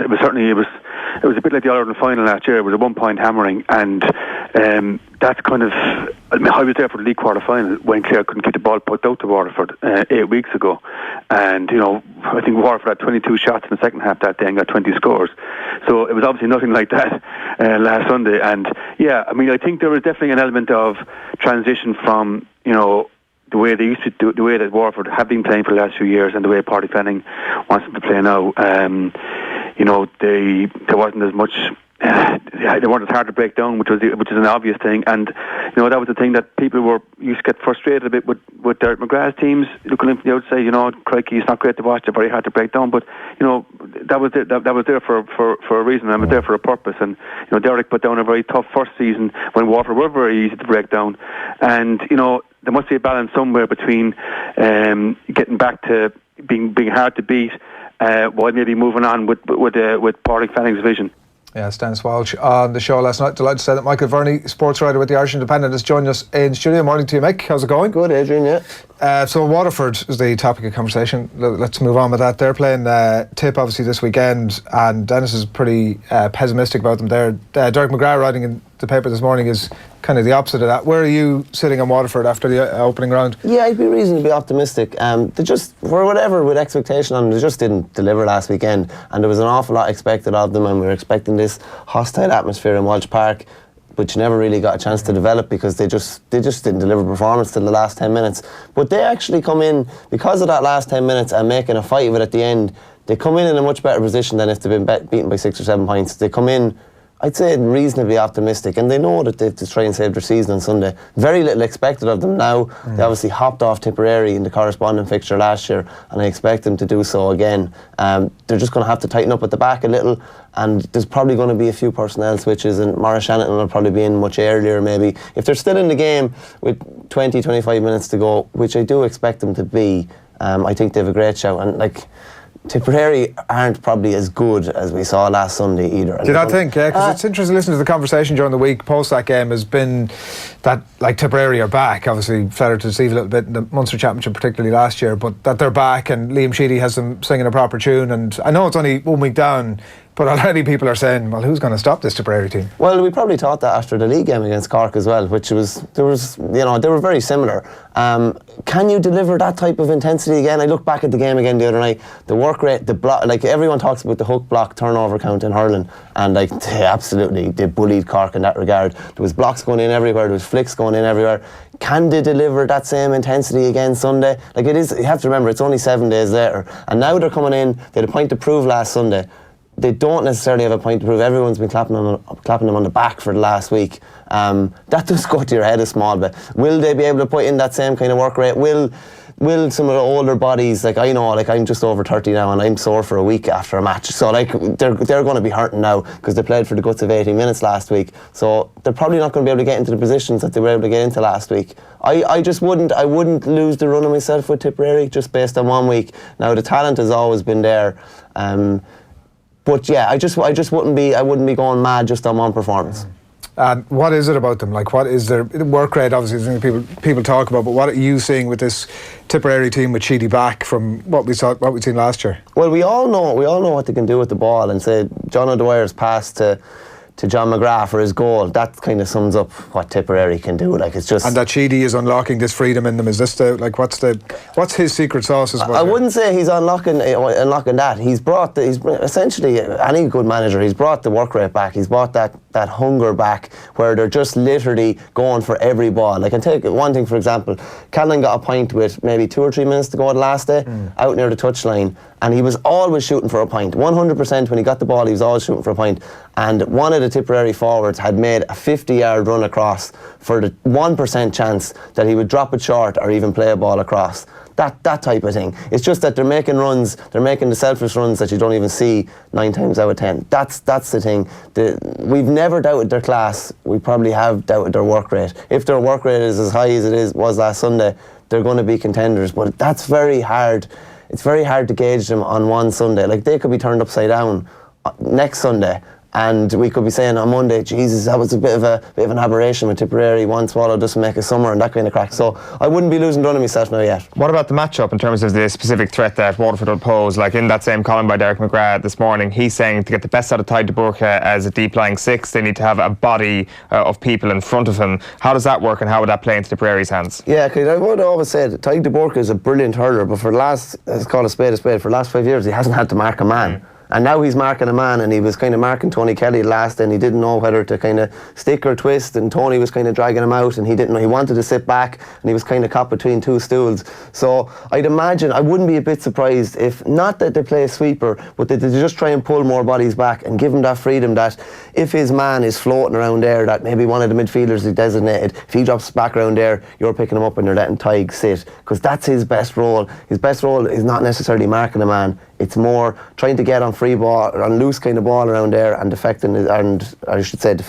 his full back and giving him a bit more space. Like John Conlon's goal the last day, I think Noel Connors went and Conor Prunty went, and they were just thinking, oh, we've a man back there. Yeah. And there was no man back there on John Conlon. It's just because they're probably used to a system, and that was probably a bit of a culture shock to them. I wouldn't be a bit surprised if he sits a good bit further back this week. I do wonder how different it'll be then if you look at the differences between Tip's 11 and Clare's 11. Like Tony Kelly, just that free role of roaming around and actually kind of passing the ball short if he needs to, trying to unlock the defence, where Seamus Callan is get the ball and go for goal. Or even if he gets a yard, he's putting the ball over the bar. So they're very different 11s. How does that affect how Waterford will approach it? Yeah, and even John O'Dwyer went out to 11 for long stages as well the other day. He's not would say, shall we say, that real deep line 11. He's not going to come back to his own 65. They want him in attacking position, so he's probably going to be 80 yards up. Callan's an interesting one. while he's not maybe lying that deep, his work rate has been on crazy levels in a couple of games this year now, but in particular the other day, he was the one getting a flick 45 or 65 yards back. But I don't think, I just think Jamie Byrne will probably sit back maybe towards Callan if he's out around 11, and they'll just try and allow Ty de Burke that freedom just to play his best role. But yeah, it's funny, like there's no kind of two centre forwards the same in the game, and Tony Kelly is in no way like Seamus Callan. They're two different. Tony Kelly gets the ball and wants to put it over from 100 yards. Callan gets the ball out there, he's probably going to want to go straight at his man. So yeah, they're different challenges, but I think that this might suit De Burke a bit more and suit Waterford a bit more. Yeah, I think so. Limerick Cork, the game of the weekend, do you think this weekend, or what do you think? I don't. I think Dublin Wexford is the game of the weekend, but Limerick and Cork again is seriously interesting. You have Limerick who were sitting back for the first week watching everybody else. The thing, one thing I say about Cork is, and people are very quick to write them off, I tip Cork for the All Ireland. I'm not gonna. I backed him. I cash out now. But are you sticking with that, are you? No, I will. Yeah, I'd be happy if they can sneak into that third spot in Munster. I'd be delighted. Their defence was, again, it was like an exhibition game against Tipperary the other day, and they just didn't lay a glove on their defenders. The game I'll go back to is the league game with Limerick and Cork. During the league, Cork were having a disastrous league, were after being beaten, I think they were pasted by Tipperary the week before, and came in and just rocked Limerick in the Gaelic rounds. Right. They're the one team over the last 2 years that we've seen that can beat Limerick and be really, really competitive. They drew with them in Munster last year, drew with them in the All-Ireland semi-final. Yeah. Added time, they should have won that game. Should have beaten them, 6 points up with time nearly up, and then beat them in the league this year. So on recent form, they're actually the one team that can beat Limerick, and I wouldn't be writing them off just on last Sunday. They'd be hopeful. I think Alan Cadigan was back training Tuesday night. Bill Cooper, as long as nothing happens with his back again before the match. I think like they're two big bodies. Alan Cadigan probably won't start, but he'll probably come in. Steve McDonald could come back into the defence, maybe cornerback. Niall O'Leary and Owen Cadigan actually did well in the full back line. There were two of the few that did. Chris Joyce probably won't start, I'd say. And Cork were a funny one at the weekend. They just never got more, and like Mark Coleman was always putting it on the back foot anytime he got the ball. Darragh Fitzgibbon got on very little ball, and they're expecting their midfielders to hit 4 or 5 points in every game, and I don't think they scored. Any of their midfielders scored. I expect a massive bounce out of them on Sunday. Right. There has to be. Looking at it, to me, it feels like it would be an almighty shock, because given the quality we've seen from that Limerick team, but you're saying actually don't be that surprised. I wouldn't be a bit surprised. The two teams that have been written off this weekend are Waterford and Cork, and I wouldn't be a bit surprised. Both of them probably won't win, but I wouldn't be a bit surprised to see one of them win. If we'll see what happens next week, but either we'll never hear that clip again, or if that happens, we'll be rerunning it every 2 seconds all next week. So talk to us then about the game of the weekend as you see it. Yeah, it's a massive game, because it'll come back to head-to-head. If Wexford, this is Wexford's first game, but if they're beaten by Dublin on Sunday, they're really chasing their tail. They have the saving grace in that they're playing Kilkenny in the last game, and that if you can beat that, if they're beaten on Sunday and can beat them, it'll probably work out in their favour to come maybe third in the group. But this is kind of, Davy has, the last 2 years, the league has been everything for Wexford, and getting to Division 1 first, 1A first, then being kind of competitive in Division 1A. I think he changed his kind of tact this year. Well, they still had a couple of good results. It was more about getting more bodies in for when we actually need to bring on 4 or 5 lads in Championship, having them ready. I don't think it's going to be the prettiest game. I think it'll be jam-packed between the two 45s. I just think Wexford have placed more stock in the Championship this year than they did any other year. Rory O'Connor is fit, and that's a major thing. Lee Chin is fit and playing a lot better than he was last year as well. It's going to be a massive, massive battle, but I just think Wexford will come out. I don't think it'll be too pretty on the eye, but I think Wexford might just edge it. How are Dublin going to survive without Greg Kennedy? I have to say, while I don't condone what he did, and I thought it was blown out of all proportion altogether. It was just put your hand up and catch a ball. There was like, he was smiling as he was doing. There was no malice or anything to it. I don't think he didn't come in. Without being smart, he didn't come in and like hit a player like Davy did a couple of years ago, or hit lad a shoulder at me. I thought it was very, very, very. Like, he does deserve to be banned for sure. Yeah, but I think 4 weeks is. I think it's fine. Yeah, I think that's fine. I wouldn't be going mad about that. Yeah, same. So that's the game of the weekend, and like, I mean, you talk about Dublin and kind of looking at what they might have done last Saturday. I think also in terms of overblowing things, the idea that changed the game in Kilkenny's favour was a little bit overstating it a small bit. Was this the kind of same old Dublin that we get, that we think that they're on the precipice of something huge, aka going down to Nolan Park and getting the win that we some people expected them to get. A lot of some people in this room might have actually had money on Dublin to win that game last Saturday.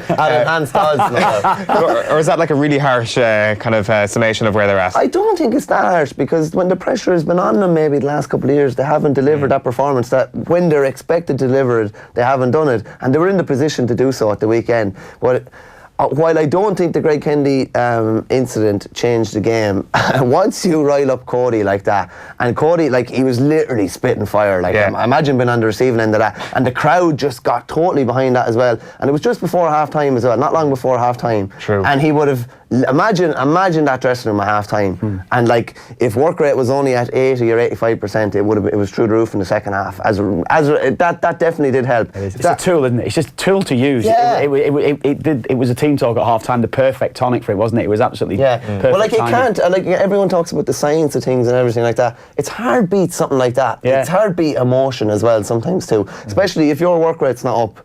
Something like that. I would have loved to have been a fly on the wall in that dressing room. Like, geez, I'd say it would have been priceless. I tell you what, it was great comedy. I watched the game. It was a great game, but great comedy moment as well when it all happened, wasn't it, as well? But Cody facing up to him, like, all up in his grill, sort of bouncing on his toes. Jeez, we really want to see that. Like, that's, and the funny thing is, like, without being smart, as hardy bastards go on the last 20 years of hurling, Greg Kennedy is as hardy as you get. It's wondering, he knew he'd done wrong. If it had been harmless enough, he probably would have turned around and squared up to him.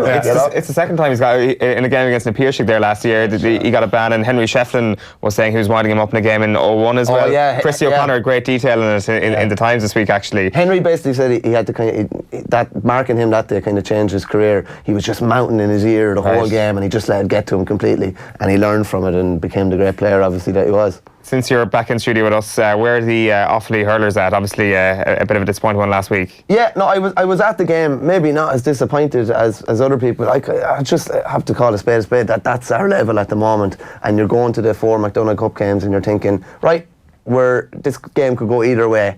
You're not going to like you were going to an Leinster Championship match last year. We were thinking, oh, please don't concede a goal in the first 15 minutes and get beaten by 20 or whatever. So like that's our level now. Laois I was at the game, and Laois were just a little bit better than us. Just had a couple more attackers that could do a bit more than our lads, and our defence was a bit porous. We conceded 4-22. The game against Westmeath on Saturday is massive. Huge. Well, like, if we're beaten, we're out, because in my view, Westmeath and Laois are the most likely to contest the final, and our head-to-head is negative against the two of them. So if you lose that, then you're staring at the bottom end rather than the top end. So yeah, it's scary enough. Question of the morning: would you have Seamus Coleman at right back in your Premier League team of the decade? Yeah, it's amazing. Like, people overreact to bad performances, i.e., you. Oh yeah. One or two bad performances. You say overreact or react? If it's a bad performance, then you say okay, but nah, it wasn't even a bad performance. So yeah. You haven't. I mean, in typical fashion, you must be hanging out with Kev too much. You haven't actually answered the question. Would I have Seamus Coleman on the best Premier League team of the last 10 years? Yeah. One word answer. I don't follow the Premier League enough. Was Steve Finnan in the last 10 years? No. I'd probably have Seamus Coleman. You gave it away with your question. Big thanks a lot. Enjoy the hurling over the weekend. And hope you get done, obviously, by Westmeath. Main focus of that.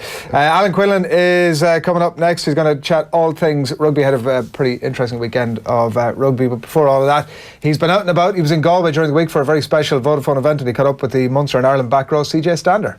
Reflections of this Six Nations, I think.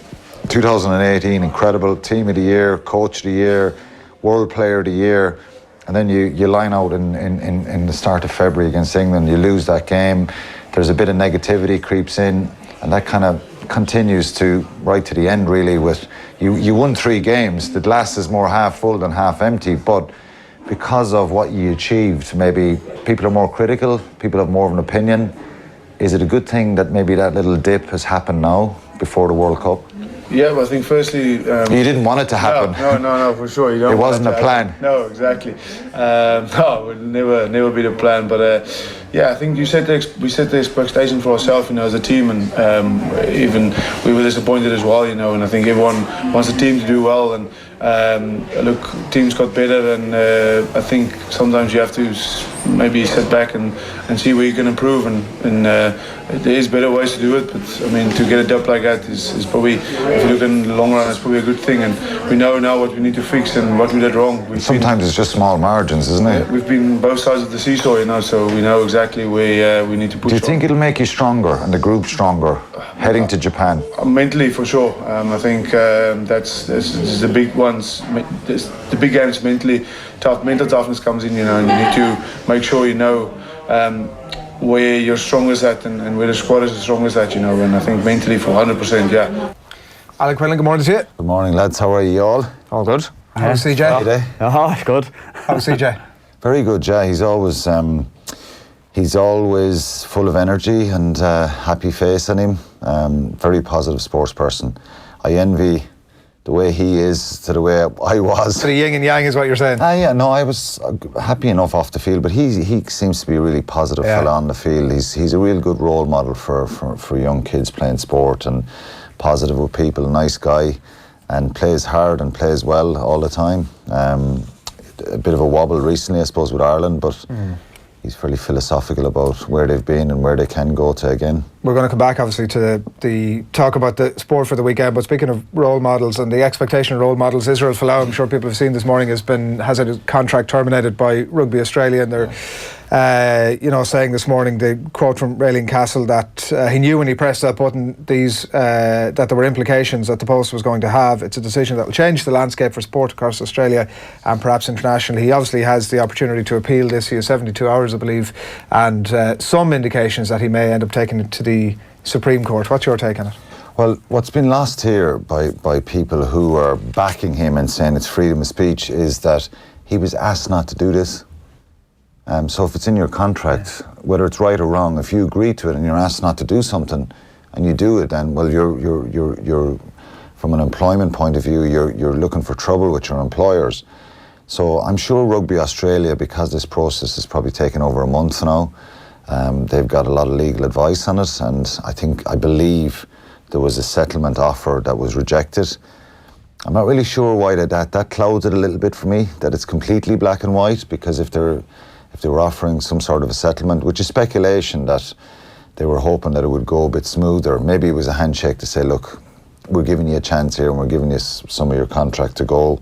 But they've made that decision and they've kind of backed up their words. Raylene Castle has, that their ambition is that rugby's inclusive and that's their policy, and that this has promoted some kind of a negativity around inclusivity.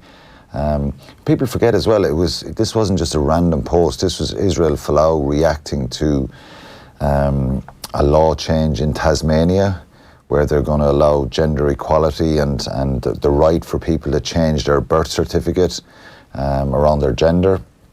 He reacted to that on Twitter first and foremost, then put it on Instagram about the list of stuff that we're probably all on that list. Are you on the list? I think I'm in there somewhere. I'm on the list. And I have no problem with Israel Folau. I actually said this before, and I've been critical of him posting it on Instagram and Twitter, that he's actually a very nice guy. I interviewed him last summer when I was down in Australia. I have no problem with what he believes and his Christian beliefs. I respect them, and I would respect all people's beliefs around the religion. But it's the fact that he's been asked not to do this. He's also posted it on a social media channels built on the back of being a successful sports person. And he's representing Australia, and he's representing our game as well, which is rugby. You're a soccer man, you kind of feel that it's your game, you know what I mean? It's brought the game into disrepute regardless of anything. That'd be the thing that would be probably... If you heard a soccer player saying, you'd say, right, okay, he's fine to have his opinion, but there's people out there, there's young people who are confused about their sexuality, they're taking their own lives, and people forget that. Totally. And then I watch so many Australian commentators and stuff on the news, you see it online, they're missing the point. This is not about freedom of speech. This is about being asked not to do something because Rugby Australia want to say to everybody, no matter what race, colour, sexuality, whatever gender you are, you're welcome in our game. And this tweet and this Instagram post is saying you're not, and that you're going to go to hell. People are also saying, well, why aren't people giving out about the the adulterers or the drinkers, or because people we're not taking offence to that. This is a real situation. Well, I would say on top of what you're saying, like the comments are pretty hateful. Like even outside of the rights and wrongs of the contract, the comments are... I don't think he means it to be hateful. I think he really believes what I think. Well, then really they're hateful believes. beliefs. Yeah, I think he believes, but he's missing the point as well. And his church, and I saw some interviews with people in his church last week that they're all up in arms over this. They can't see the bigger picture, the reaction that this is having on people. That basically sports people who would look up to him, he's basically telling gay people that they're going to hell. And you know, young people who are trying to find out and maybe come to terms with their sexuality and the stress and the pressure of all that, he's kind of putting them on the back foot, really. And I just think, as I said, I don't mind what he believes, but he shouldn't be using a social media platform built on the success of being a sports person. Go down to your local church, preach it every day of the week, book the conference hall in Sydney and invite people to come, Christians who want to come and hear you speak, and say it there. But not on a social media platform when you're kind of, you know, it's part and parcel of representing Australian rugby. So what happens if a reporter turns up to that? This is because I think there's a slight nuance here. I think reporter turns up saying to it that, and posting it up on channel. but if those comments are then reported, if he's in front of a congregation and he's making ultimately the same comments, a reporter turns up, writes down the notes, prints them in the newspaper, ultimately it's still hate. It's somebody else writing it. It's somebody else still writing his comments. Yeah, there's still his comments. And if I walk outside and have a chat with Kevin and somebody hears me here saying something that they don't like, and they report it and put it up on their social media platform, it's somebody else saying it. It's not clarified properly, and I don't think Rugby Australia would have a problem with that. I'd prefer if he didn't, obviously, publicly, but you can't go into someone's church and tell them they can't say this or this. That's like, you know, going into a mosque and telling Muslim people that they can't talk about their religion, or they can something that offends you. You know, it's different. But I think posting it directly yourself is, you're sending that message out to different channels that this has gone worldwide. And I think, you know, society's changed, and I think, you know, I know lots of gay people, I have gay relations, and I'm not on this crusade to say that there's any sort of hate from me going to him, but I think he's wrong. There were bigotry comments. People should be allowed to live their lives with whatever way they want, you know, when they're honest, decent, good people. I believe that if you're an honest, decent, good person, that you have a chance of going to heaven, that there is a God there. He's telling us something different. I'm sad for him, because I genuinely believe that he's not doing it in a hateful way.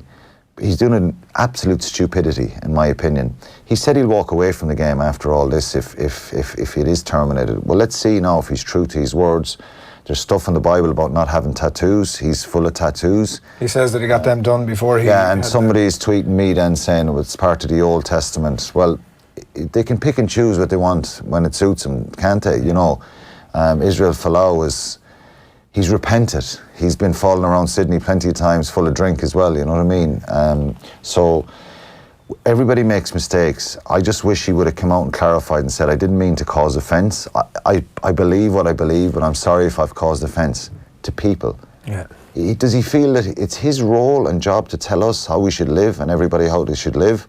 I think we'll all meet our maker and our, you know, but it's sad. It's a sad day. It's a good day for rugby, but it's a sad day for rugby, because one of the top players in the world is not going to be playing at a Rugby World Cup. Will he go and play somewhere in Europe? Will some club take him on at some stage? Will he go to AFL? Will he go to the Rugby League?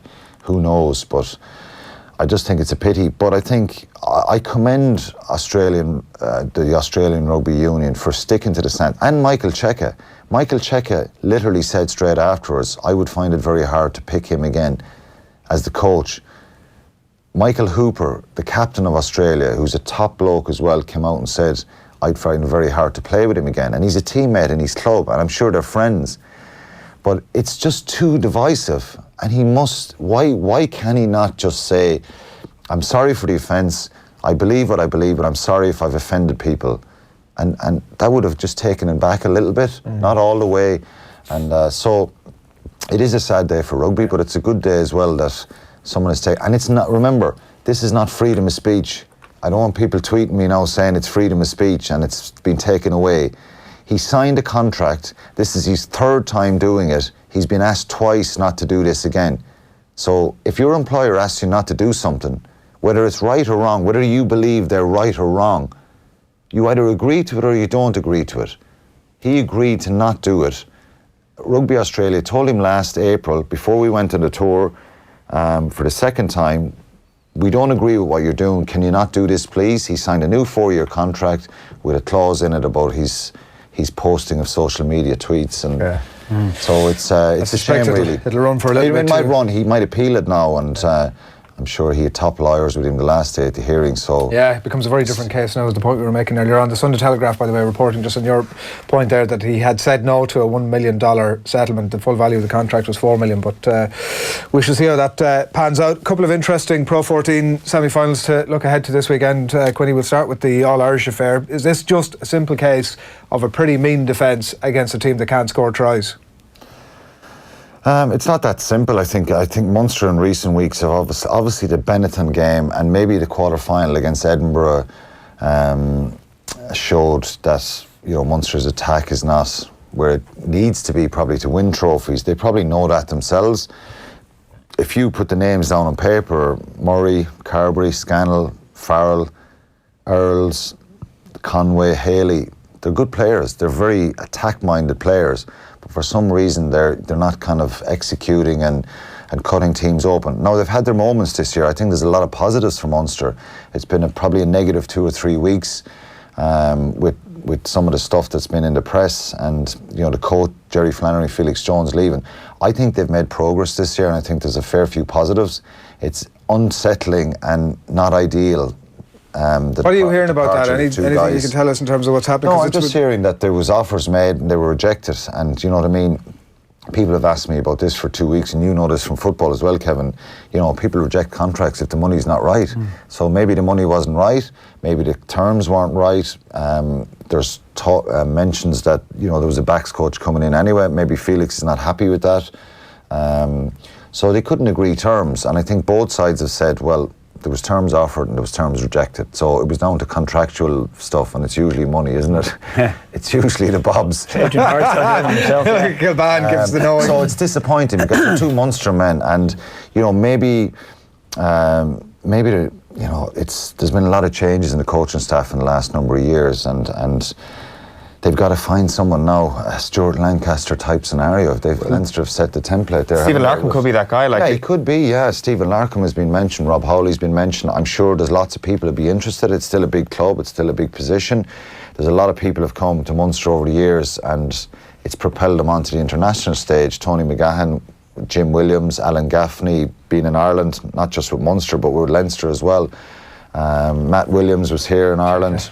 Cheika, they've all seemed to have gone on and got big jobs after the provincial rugby here, so it would certainly be attractive for people. But the problem we have now is you're losing a little bit of that identity by losing, you know, two Munster stalwarts really. But one of the things that actually hasn't been touched on too much is what happens to Felix Jones and Jerry Flannery now. Do they go abroad? Do they look for coaching jobs? Paul O'Connell and Ron O'Gara? They can do, I'd say. You know, they've a number of years experience now, and maybe they'll go as a package and they'll complement each other.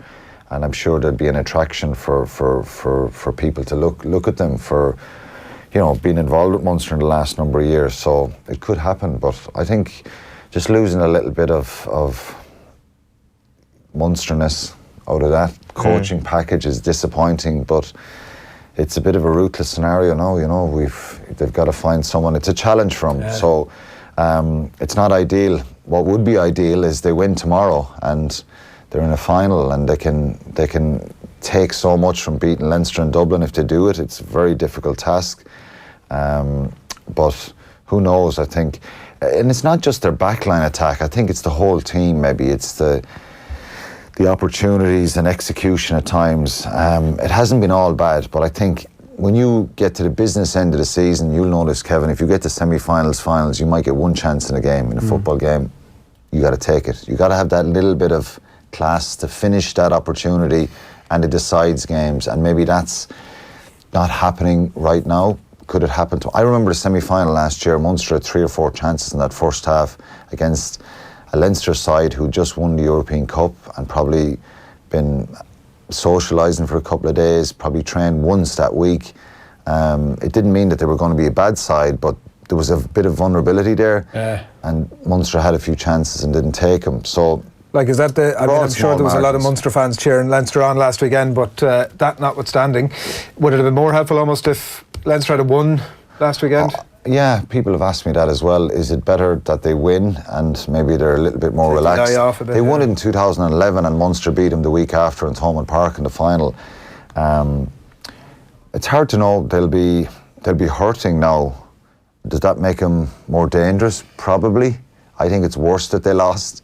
You win, you maybe a bit, tiny little bit of relaxation might creep in. So it could work both ways. Who knows? Whatever happens, how do Munster beat Leinster? They've got to go to the RDS and impose themselves and start well. And if they get a sniff of a chance in that game, they've got to take it. Because if Leinster get a little bit into their flow, they're very hard to stop. But there's a chance for Munster. I think, look, on paper, it'll be a good Munster side picked, who are very capable. And it's not just, for both sets of players, it's not just the prize of being in a semi-final and the bragging rights and a derby win, but it's not too long to go before Joe Schmidt will be selecting a panel for training all through the summer, and the World Cup warm-up games are only a couple of months away now. And if someone stands out here who maybe is not a frontliner, can really propel themselves forward and come into his mind. So it's intriguing. Will it be spiky as the one at Christmas? I think Munster will hope it is. Yeah, I think they'll need it to make it a little bit like that and unsettle Leinster a bit, because given, aside from the fact that Leinster lost that game last week, the Saracens, an incredible Saracens side, they still could have won it. So they're still a very, very good side, Leinster, and a top quality side, and the second best side now in Europe. This lad against Carbery, this is the Sexton v Carbery, is the juiciest. They've got a lot of matchups in Carbery. It looks as if Will be back, or is certainly headed that direction. That'll be one of the juiciest one, won't it?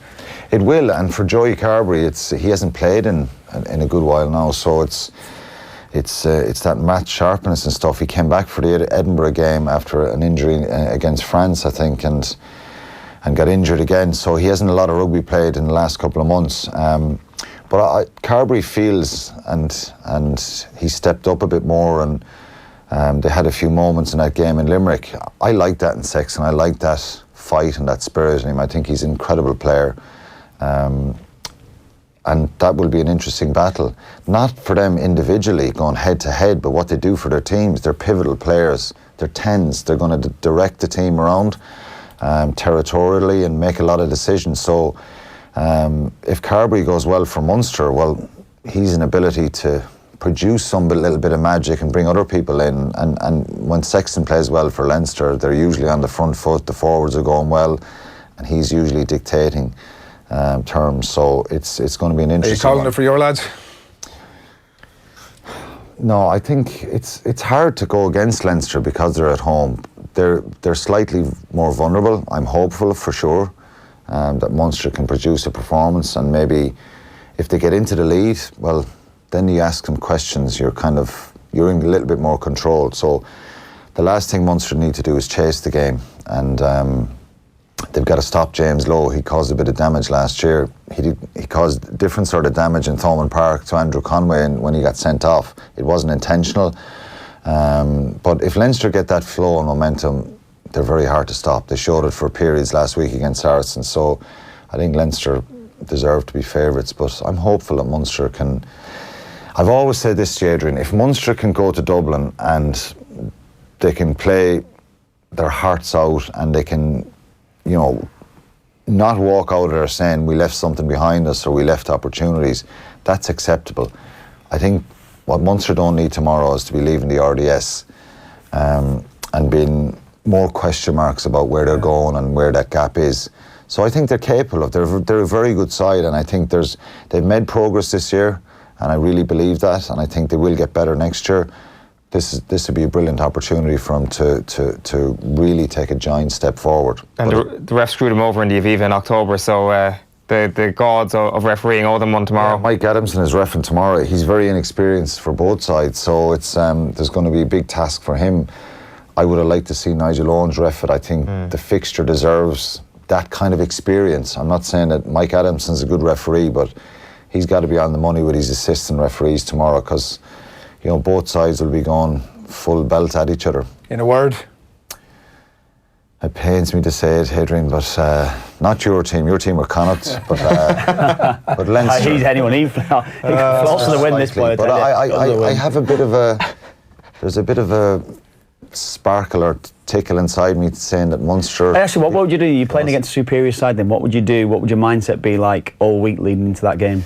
Well, they're different weeks, Kevin, and people, you probably know this from derbies. If you're Everton playing Liverpool, they're different weeks, aren't they? We were probably better than Liverpool. But no matter who's better or not, there's just an energy, isn't there? And people, I didn't like the week because I got more nervous than others, and some people are calmer and laid back. So they're different weeks, and it's how you react emotionally and getting the emotion right, because ultimately when the whistle goes, you've got to perform and you've got to do your task well as an individual. And so I think they're definitely different weeks. They're exciting weeks, but there's a different kind of pressure with them. So both sides will feel that pressure tomorrow. There's a massive prize here getting into a final, and you need to bring a desperation to try and win these type of games. Yeah, so Leinster is what I'm hearing. Yeah, Leinster. The other one, obviously, Stockdale starts at 15 for Ulster. It's a tough gig going to Glasgow. Not many giving them a bit of a shake of it. Is there a case for Ulster to win this one? Given on what we've seen from Glasgow since they were knocked out by Saracens, they've a full deck of internationals. They're a very hard side to stop, and they've built up a fair bit of momentum in the last few weeks. And they'll be gutted that they kind of failed in Europe as such. Getting to the knockout stage is still an achievement, but they're a very, very strong side, and it's hard to see Ulster winning. They're definitely stronger, more resilient. They've more kind of fight about them this year. And given where they were last year, I think it's a very good achievement for them to get to knockout stages of Europe. The heartbreak of losing to Leinster will kind of live with them, but they'll take a lot of positives from that. They're well capable of going there and rattling Ulster or Glasgow. They were there a few weeks ago, and they came up second best as well. So it's they got to produce a serious performance. Having Stockdale back, and it's interesting, he's back at 15 again. It's they have a chance, but Glasgow. Ireland's back again. Up 15. Be interesting to see how he goes. Yeah, for sure. Loads of comments coming in. Raheem O'Neill saying that Flannery and Jones should join O'Gara in La Rochelle. I mean, very much TBC. Nice, wouldn't it? It's not his decision, though. I think it's John O'Gibbs is the boss man. But yeah, I think there'll be opportunities in England and France for them, and they'd be certainly clubs very keen to speak to them. Michael wants to know who'd win Saracens against Crusaders. Good question. Yeah, it is a good question. Depends where it's on. If it was on here, neutral ground, Tokyo. Yeah. It's a hard one to separate, really. You're backing your mate here, aren't you? You're probably Crusaders. Yeah. I think. And Baz on Facebook says, morning lads, how are you, Baz? Really looking forward to the Leinster-Munster game at the RDS. Usually it's moved to the Aviva. Should be a cracking game. Nothing more deep than that. That's it. Perfect note to leave it on. Quinny, good luck at the weekend. Cheers. Thanks for joining us. Alan Quinlan, as always, on a Friday here on OTB AM. Still plenty to come. We're going to talk golf with Joe Molloy. We're going to be joined on the line by the Derby coach, Shay Given. That's all to come very shortly. And Phil is up next as well to bring us up to speed with all the latest happenings in live sport. And just to let you know as well, there are Game of Thrones podcast, Off the Wall, has been hitting the top of the podcast charts and getting rave reviews. Take a look. Would you even give him that much credit? She's not the Mad Queen when she's defending Winterfell. She's not. Exactly. Would you even give him that 3 episodes of credit? You're probably right, yeah. It seemed to me like but it needs, John Barris was the moment that we realised. 3 seasons, not 3 episodes, for the payoff of this, That's the best comedy we've ever produced on the show. Unbelievable stuff. Bloody hell. That's class. That is class. It doesn't get much better than that. Honest to God. Jesus, it doesn't get much better than that. I've honestly never seen you enjoy anything as much in my life. Oh man, that's almost as good as Martin Brennan and the lads. I mean, jeez, it's just unbelievable stuff. Unbelievable stuff. And he takes his Game of Thrones seriously. That was the point I was making earlier. Clearly, I know. Clearly. Well, that is the latest episode of Off the Wall. What? I completely missed that. Is that? I completely missed that. That was a little bit of a recap that was shown of Off the Wall. To this lad. It was more like the faces on the lads engrossed with it all. Honestly, What's wrong with being engrossed? Fair play to you, honestly. Oh, come on. Explain. What's It wrong was with being just engrossed? like, it's a bloody. Are you not a fan? It's a TV series, isn't it? Yeah. You're not a fan? And? No, I've watched the first 2 series. I've just not been able to catch up on it. Yeah. What's wrong with being engrossed in a television series? Come on, like the way you two were going at it, it was like this was life or death scenarios here. Well, it's okay. It is in fiction, but like you become attached to certain things. Oh, Kevin. really? Well, I gathered that from your faces. I'm not a big fan of your tone here, the dismissive tone of Off the Wall. As Egan said, registering on all the good charts around. Also registering on the UK charts. It's written on my script. I actually had doubts about it as I read it, but that's what it says in my script. Are you a fan? Top of the charts. I love it, yeah. Yeah. I mean, I'm not as enamoured about. I'm not quite. There's been a load of people. Well, let's be honest. It's no Sopranos. I've watched the first 2 series, and it's not in the same league as Sopranos. There's a lot of super fans saying that the last series, the last run, needs to be remade because it was shite. Oh, was it? Yeah, but that's the sort of people that follow Game of Thrones, you know. But I enjoyed it. It's been disappointing, to be honest with you. The run-in. It's been a little bit disappointing. I can't believe there's a massive cake in front of us and we're talking about Game of Thrones instead of this humongous cake. I'm worried about the lights, to be honest, with the cake. Oh yeah, what's this all about, Philip? Room temperature. So there's a bake-off here in the office today, and you're not doing it. No bacon. No, like you run the restaurant, Kev. Like you've got it in the locker. I wasn't. Nothing was said. Bit of red velvet. Yeah. My wife is an avid baker, so there's a recipe, and it's constantly on the wall in the kitchen. Red velvet. I said I'll give it a crack. Good man. And all by yourself. All by myself. Can I have a look? Can we open it for a sec? Yeah. This is a delicate job, isn't it? I feel like Kev's going to come in with a fork, like Mary Berry, and go, oh. Go on, let's see it, Phil. Come on, reveal. Do the big reveal. Oof. Oh, the red velvet. Smells great. Looks well. Yeah. Shay Given is on the line, I'm told, tuning in. Shay, good morning to you. I thought it was fun, sports breakfast show. What are you talking about? Game of Thrones? Class. Oh, it's all sorts here. All sorts is going on. Here was red velvet cake. I'm thinking, what's going on here? You found a bit of red velvet, sort of now that you're retired? Yeah, now and again. I can afford a bit of cake now, so yeah, I'm getting a bit jealous, actually, to be honest. Phil will send you out a slice. I hear it's going to be savage. The recipe anyway you have. Yeah. Thanks a million for taking the call, Shay. I don't know what part of the world you're in, but obviously a pretty exciting week for you. The last I saw of you, I was on a touchline giving Ashley Cole some instructions about where he needs to be on the pitch. Yeah, I was asking how he turned his iPad on. Wasn't even on properly. No, I mean, we had a great night, obviously at Leeds the other night, and we got through the playoff final. Of course, we've not got the Premier League yet, but it's a big step, obviously, in the right direction, and got a huge final against Aston Villa on the 27th now. So, but the other night was a special night for all of us, players and staff, and we enjoyed it after the game, of course, and now we have to get focused on the final. Yeah, Shay, how difficult is that, or was that as well, to try to curtail those celebrations? Because, as I said, there's nothing been achieved just yet, has it? Yeah.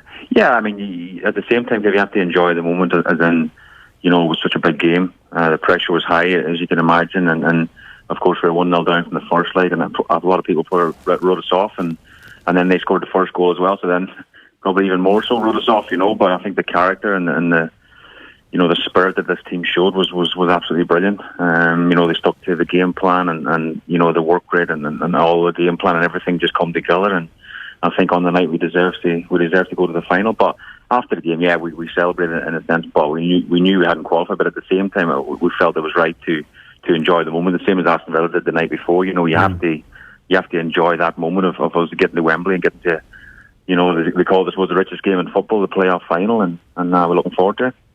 Shay, you seem to be absolutely loving the role there at Derby at the moment. How steep a learning curve, though, has it been for you over the past few months?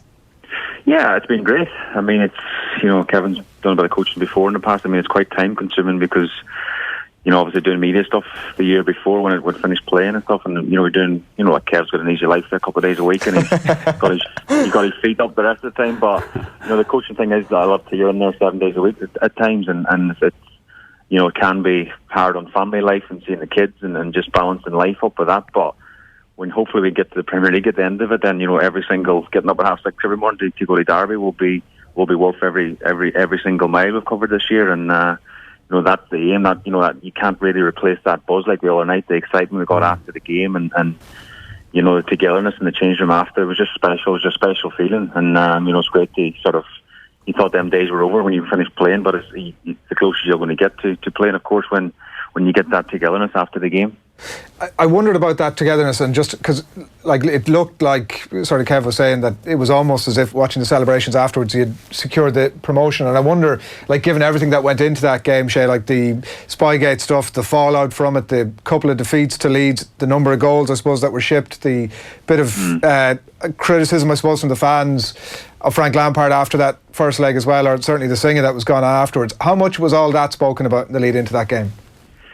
Yeah, I mean, to be honest, because the game's so big, then you don't really have to speak that much about it in the sense what Leeds fans are singing and what people are saying, and what, we actually sort of kept our heads down after the first leg and says, right, we have to change how we play. We have to do something different, and then we have to, because, Bielsa is a fantastic manager. He's Pep Guardiola is the best guy he's ever worked under. He's one of the cleverest guys in football, and his systems and how he presses and how he plays with the ball is very difficult to play against at times, and we felt we needed an extra man in midfield, and we did that, and we felt that the lads got the system in a couple of days, and we went out there and we done it, and it's easier said than done. And we knew that the first leg we were disappointed, especially at home, not to even cause some problems with their goalkeeper, but I think the players reacted to us. The final is a totally different thing. Now we've got to go, obviously, clear heads again now, get back to a week leading up to the game, whatever we've still got 10 days, whatever it is, 9 days, the week on Monday, the game. So we've got a lot of preparation time. Now we have to forget about what happened the other night and really get focused for Aston Villa, which we know, as we played them twice this year, we've lost twice against them. We know it's a hugely tough game as well. Yeah, it was an unbelievable turnaround, because watching the first game, Shay, Leeds was so dominant. Leeds played so well in that first leg, and in fairness, I was thinking you're going to have to do an incredible turnaround. I know you said you put an extra man in midfield, but what was the talk into the game? Because you looked to me like you were a little bit more counter-attacking, and you carried that threat really well on the counter-attack. Was that the mindset going into that game? We might have to sit off a little bit more rather than go and press them. Well, a bit of both, Kev. I thought, when they scored Leeds the other night, I thought it was a little bit against the run of play. Not that we were battering their team, but we actually started. I didn't think we started that bad, and then they scored a goal from a wide free kick, and you think, oh my goodness, it's not. No, I'm talking about the first leg. From the first leg, Shay. From the first game, they were so dominant in that first leg, and you say you had to change things around, and that was the thing. Yeah, we did. We didn't really say we were going to go to the Helen Road and do a counter-attack job. We put a diamond in midfield and we changed it to 2 up top. I think it was, rather we got a bit more support to the front man, whereas at home we had a lone striker and difficult to get bodies up to him, because as you know, Leeds are such a high pressing team. They don't let you breathe on the ball for a second, and it was just, I don't know, we just I think we get that extra body in midfield, Kevin. We managed to get more possession and get more ball time and stuff. If you can do that and have a bit of composure on the ball when you do get it, then you can hurt Leeds, because they do such a high press and they leave gaps in other areas of the pitch that you can exploit. What was it like for you in the dugout, Shay? What's your role when all that's unfolding? Just keep it calm. I'm nice and relaxed on the bench, hopefully, as you can see. keep the steak coming, is what you're saying. Do you know what, though, Shay? How difficult was it to remain calm? Because the game, it had so many bookings in the first half an hour of the game. It was one of the most intense games you're ever likely to see. If anyone missed it, it was the most incredible game of football. How will you manage to keep the players calm through that atmosphere? Yeah, I mean, it's difficult, because when we come out, Kev, was some of the best atmosphere to be in. I don't know, the Ellen Road was absolutely bouncing. They all the white scarves, and they were all twirling them and stuff. And you give your Leeds fans great credit for that, because they were actually making some noise. And once the players come out the tunnel, they knew what they were facing. It's obviously a great team on the pitch, but the fans were right behind them as well. And we knew we had to stick to the game plan. We had to focus on what we worked on over the period of the last few days after the first leg, and stick to the plan and believe in what we're doing, and we did that. We got back into the game just before half time, and that came in the change, and then at half time, and we thought, right, here we go. If we can get the next one, then we've got a great chance. And it just went from there, Kev. You know, I mean, they made a couple of mistakes for the goals and stuff, you know, but that comes from, you know, us pressing and ratting and harassing their defenders and goalkeeper and stuff, and we got our rewards. Shay, can you talk to us about just how big Frank Lampard's ambitions are as a manager? Yeah, hugely big. I mean, you've seen his reaction after the game the other night, I'm sure, and you know, that's just a snippet and of what, you know, Frank's like. He's very hungry to be the similar was the best midfielder he could be. He's the exact same as a manager. He wants to be the best manager he can be, one of the best managers in the world. Probably he's probably got ambitions for that. But a step by step, of course, he knows it's not as easy said than done. You know, we you know, if we got the Premier League, then that would be fantastic, of course. But you know, Frank wants to go. I'm sure as far as he can. And then by extension, has that had a rub-off effect on you? Is his ambition and his energy infectious almost around the entire backroom staff? Yeah, definitely. You know, we're kind of teaming ourselves away from the sort of, you know, playing staff. You kind of a team as in staff, and you know, of course it rubs off. You know, Frank Lampard is you know, one of the greats of football, and you know, even to get the phone call last summer to say, "Do you want to come and be part of it?" Then was fantastic for me, and of course, you know, I'm still learning from the coaching point of view, but we're learning pretty fast, and it's nice to be part of. Yeah, and it makes things easier as well when things are going well, and hopefully they'll get even better again next week. Are you fully addicted now? Has the coaching bug fully set in?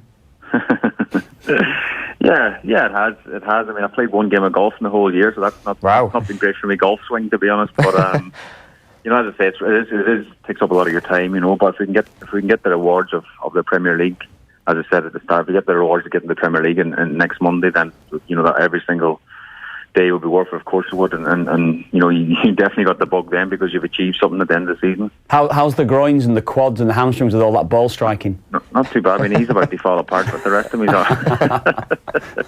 Well, yeah, I mean, you get used to it, I suppose. But it's just the old knee. He had about 4 operations in my right knee, so it's got some sellotape on that at the minute. But apart from that, the rest of the body's holding up all right. It must be remarkable, Shay, to actually think back at, say, your first encounter with a goalkeeping coach when you were a goalkeeper, and not only how the role has changed between now and the end of your playing career, but how even in the last 2 or 3 years the role of the goalkeeper has changed, and I presume how the goalkeeping coach's role has changed. Yeah. I mean, it's definitely different. I mean, when I started off at Glasgow Celtic, we had Joe Corrigan who came in one day a week on a Thursday to, you know, put us through our paces one morning. So it was like every football club, our top clubs now, all of the goalkeeper coaches, as you say, I think the role of the goalkeeper has changed, you know, quite dramatically in the last few years. And, you know, ourselves at Derby, we like to play from the back as well. And the goalkeeper's a big part of that. And you know, just showing the corner and kick balls at them, we have to be involved with the team and you know, playing out against, for example, Leeds all night, who press you high whenever the ball goes back to the goalkeepers. We've got to get options for the goalkeeper from your defenders, and of course maybe your number 6 from midfield dropping in as well. So there's all that come into play. It's not just you go off in the corner and then they'll see you in an hour's time and join with the first team. You've got to integrate all that, and the goalkeeper is a big part of how we want to play. Yeah, like I was about to say, I presume the training is no longer the segregated thing of the lads going off to the corner and not getting involved in anything else. I presume should be that way. Yeah, but anyway. You'd be lost about us goalkeepers, Kevin. You'd be lost. No, I mean it is. You still have to warm up, of course, to the goalkeeping stuff. You have to not forget that you have to keep the ball in the net, and obviously you've got to do the sort of basic stuff to warming up. But yeah, there's a lot more stuff involved with the team and stuff, and you know, Frank's been good with that sense as well. You know, working with the goalkeepers as well, and the back four, and as I say, looking to play from the back, and of course defending as well, which is hugely important. The Shay Given Derby, they're calling it. Yeah, never mind Terry Lampard. We got the real man. You guys in the studio, just yeah, absolutely. You heard it here first. The red velvet cake and the Shay Given Derby. How much are you looking forward to it? And I mean, like we mentioned the Leeds results during the week, during the year. They haven't been something similar against Villa as well. So yeah. How much are you looking forward to try and get stuck into that and reverse that? Yeah. I mean, it's going to be very tough. You know, we've lost both games home and away to Villa, and they've been very strong. And as I said, we have to get back to probably where we were the other night, and to have any chance of getting through. And you know, hopefully some of the Villa players have a little bit of an off day. But it's a one-off game. It's a cup final. It's a massive game, and you know, even talking about it, sort of the hairs are standing up in the back of my neck already. And it's whatever 10 days away. So it's, you know, come kick-off time, we will be ready, and you know, the Derby fans will be right behind us as well. And you know, Derby, Wembley, have been there, you know, as a player, and the last time actually was in cup final for Aston Villa, would you believe? So this is going to be very, very special. You know, as a coach, if we can get it done, it'll be super. I mean, just, you know, it's hard to think that way at the minute because we've got a lot of planning to do and training and preparation. But you know, we're giving ourselves a chance. Quick one before we leave you. Kevin has chosen his Premier League team of the decade a little bit earlier. There wasn't a huge amount of debate about the goalkeeping position, that David De Gea was kind of the standalone and not really anybody over the last decade comes close. Do you go with that? Yeah, I mean, probably for consistency levels, yes, he struggled a bit this season and had a bit of a bad couple of months or whatever. But if you look at the course of the 10 years or whatever, he's not been here 10 years, but the course of the last decade, I don't think any other goalkeeper stands out like he's done over them seasons, and you know, he's gone through a bit of a bad patch, and that's because maybe his contract's coming to an end, or he wants to leave the club, or there's lots of other things that goes on that people maybe, you know, won't understand when it comes to goalkeepers. I suppose people don't understand it at the best of times, but you know, he has gone through a dip in form, but if you look at the course of season after season after season, I mean, I think he won the Man United Player of the Season 4 years on the bounce or something, so he's been a fantastic goalkeeper for the Premier League. The position that's probably created most debate over the last while, that he's copping most heat about, Shay, has been his selection at right back. The position that's caused most debate this morning, is getting most slack from our viewers has been his right back selection of Seamus Coleman. Has he been the best right back in the Premier League for you over the last 10 years? Seamus would definitely be up there. I mean, he's season after season. Of course, he's a fellow Donegal man, so why would I say anything different? There you go, Shane. Well, give us your non-biased opinion, Jay, so we're looking for here. what were the options? Because you just threw this up. You got Zabaleta, Kyle Walker, yeah.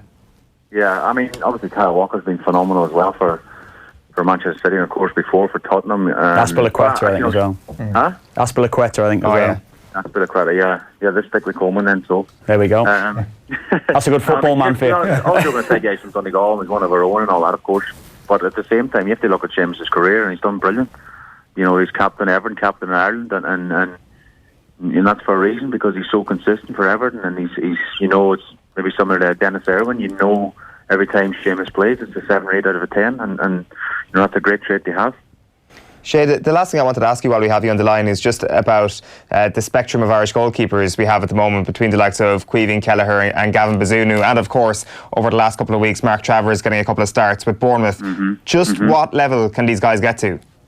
Well, they can go all the way. I mean, of course they can. They've got, you know, big futures ahead of them, and you know, that's what we want. We always say, you know, we in Kev or whoever, we always say we want the next sort of breed of outfield players coming through, but at the same time we need the goalkeepers to come through as well, and the 3 guys you mentioned have got, I think, got big futures ahead of them. You know, people I speak to, Alan Kelly, who's worked with some of them, he raves about them, you know, and you just hope they keep improving, keep getting game time. Of course, that's the big thing. If they get game time and experience, there's nothing like playing football, and you know, I don't mean under 23s, I mean on first team football and gaining that experience, and there's no reason why they can't go all the way.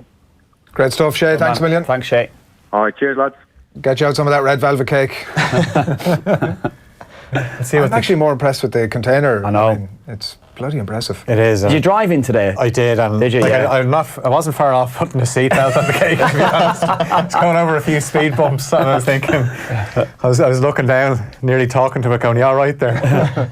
But right. It's made it in. You've been waiting patiently. Yeah, we'll start with the golf. Brooks Koepka, top of the leaderboard, heading into day 2 of the PGA Championship in New York. The defending champion, a flawless round of 63 on the black course at Bethpage. So he's 7 under par, 7 birdies, no drop shots.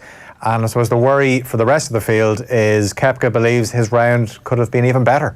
We want to stress that this outcome is a painful situation for the game. Rugby Australia did not choose to be in this situation, but Rugby Australia's position remains that Israel, through his actions, left us with no choice but to pursue. That is not Brooks Koepka. No, I'll tell you who that is. That is the Chief Executive of Rugby Australia, Raylene Castle, and she was talking today after Israel Folau's contract was terminated. I know, Adrian, you read out the statement that Israel Folau has released since then, but if people are just finding out now, he's been sacked because of the homophobic social media posts that he said hell awaits gay people, and the panel found Folau guilty of a high-level breach of the player's code of conduct. So he still has 72 hours to formally appeal his contract termination. We'll go back to the golf now, and as I should have that clip of Brooks Koepka talking about how he left a few shots out there even though he shot a 63. Very, very pleased. You know, the funny thing is, it could have been a lot lower. Probably the 2 par 5s and missed a short one on 11. So, I mean, I'm not going to dwell on that. Don't get me wrong. I'm very, very pleased with how I played. Putted great and excited for the rest of the week. So Koepka's 1 shot ahead of Danny Lee of New Zealand. England's Tommy Fleetwood in 3rd place on his own and 3 under. The Irish have a bit to do over the next few days. Graham McDowell heads the challenge on level par. 2-time winner Rory McIlroy, just the 1 birdie for him. He's 2 over alongside Masters champion Tiger Woods, and then Pádraig Harrington and Shane Lowry are back on 5 over. Some breaking news from the Championship. Tony Pulis has been sacked as the manager of Middlesbrough. Missed out in the playoffs. Missed that one there. Yeah, it's actually come up, obviously breaking. So Jonathan Woodgate is going to take over. Yeah, for the time being. Yeah, well, they were unhappy with the way that the team were playing, but it's always there's case, no surprise, is there? There's no surprise. We know we've all seen Pulis' size. If he doesn't get results, then the first thing they look at is the style. I don't think West Brom will have him back. There's no shortage of offers, will there? Oh no, there'll be offers, definitely offers. I mean, you probably look at. He certainly won't go into a Premier League club this year. What you think with Pulis is wait until Christmas when the side's in danger in the Premier League. They'd take him most definitely. So that's the most likely destination, I would say, with him now. I can't see any of the Championship clubs that are top 6, top 10 that have got serious aspirations to get into the Premier League would take him. I think now even the Championship, we've all watched it. They've all gone down a different route. You look at Daniel Farke at Norwich, the style of football that he's playing. Villa with Dean Smith, even Derby, Frank Lampard. We've had Shay on there as well. Sheffield United with what they've been doing as well. They play a different brand of football now. So I wouldn't want to say Pulis is outdated, but I think he is. I don't know. I think there's still a place for him though, and I do. I think there'll be a side that will want to get results, particularly at the bottom of the Premier League. They'll call on Pulis. But if you just think about the clear out, inadvertently, of that style of manager from the Premier League, like in the space of 3 years, the idea of Big Sam getting a Premier League job has actually become a laughable prospect. Oh, I don't think that's fair, not necessarily. Not at the bottom. Do you not think so? No, I don't think so. I think if a side is seriously struggling come, I don't know, January, February time, and you've got 10, 15 games to go and you need points on the board, they're the 2 managers, Big Sam and Pulis, would be the first phone calls they'd make.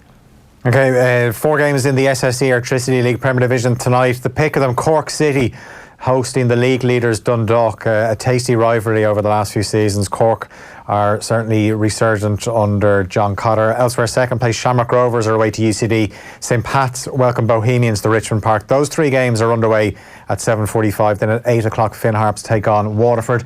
Some sad news from GAA. Dublin legend Anton O'Toole has passed away at the age of 68. He was part of the Dublin team under Kevin Heffernan. He won All-Irelands in 74, 76, 77 and 83. And his club, Temple Oak, Sing Street, who he managed, released a statement this morning to say it was with sadness this morning we report the passing of the great Anton O'Toole. Our condolences to his family and his many friends from all of us at Temple Oak, Sing Street. You mentioned the rugby with Quinny there, obviously Leinster and Munster tomorrow at the RDS in the 2nd of the semi-finals. Those 2 teams will be named at lunchtime tonight. It's Ulster away to Glasgow at 7:35 and Jacob Stockdale wearing the number 15 jersey. And Nick Kyrgios admitted emotions got the better of him. He forfeited a 2nd round match at the Italian Open against Norwegian Casper Ruud. So he was in a deciding set. He was given a game penalty for swearing, and he just kicked the bottle, threw his racket down, hurled a chair on the court, picked his bag up and said, "I'm off." And he got fined €20,000. Interesting week for him though. He was on a podcast as well called No Challenges Remaining, and he was asked about his peers, and he said Roger Federer is the greatest of all time. He said he can't stand Novak Djokovic. He described them as cringe-worthy, the way he wants to be liked too much. He's got this obsession with wanting to be liked. He just wants to be like Roger Federer. He called Rafa Nadal super salty. He said he's my polar opposite, like literally my polar opposite. He's super salty. Every time I've beaten him, when he wins, it's fine. He won't say anything bad, but it's when he loses. He actually, some nice things to say about Andy Murray, though. He said, you miss him around the locker room. He was the best. Yeah.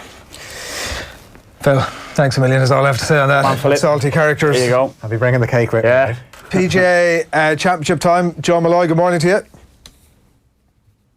Morning, fellas. How you doing? Very serious looking Joe Molloy this morning. Beautiful, isn't he? Absolutely beautiful. He's got the makeup on. I can imagine him powdering himself before he went on. I've got to look the part, honestly. Look at the teeth and everything. Do you want my power rankings of who's been the best on the show today? Have you been watching? Seamus Coleman are right back on the Premier League team of the decade, Joe. You having that? Watching everything. Huh? Number one, Kevin Kilbane. I think he's been top today. Good football man, Joe, you know. It takes one to know one. Seamus Coleman, right back team of the decade, yes or no? Who do you have in ahead of him? Aspilicueta. Oh, get out of it. Honest to God. No, honestly, at their peak, Adrian. At their peak, I don't think so. Yeah. Are you happy with the team? Did you see the team? Yeah. What do you think?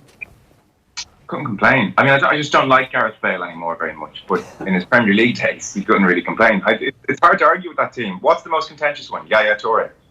Yeah, there's Toure. We spoke probably, about him and he's yeah, who else are we looking Terry, at? you said Terry. Yeah, Harry Kane. Yeah. To John Terry.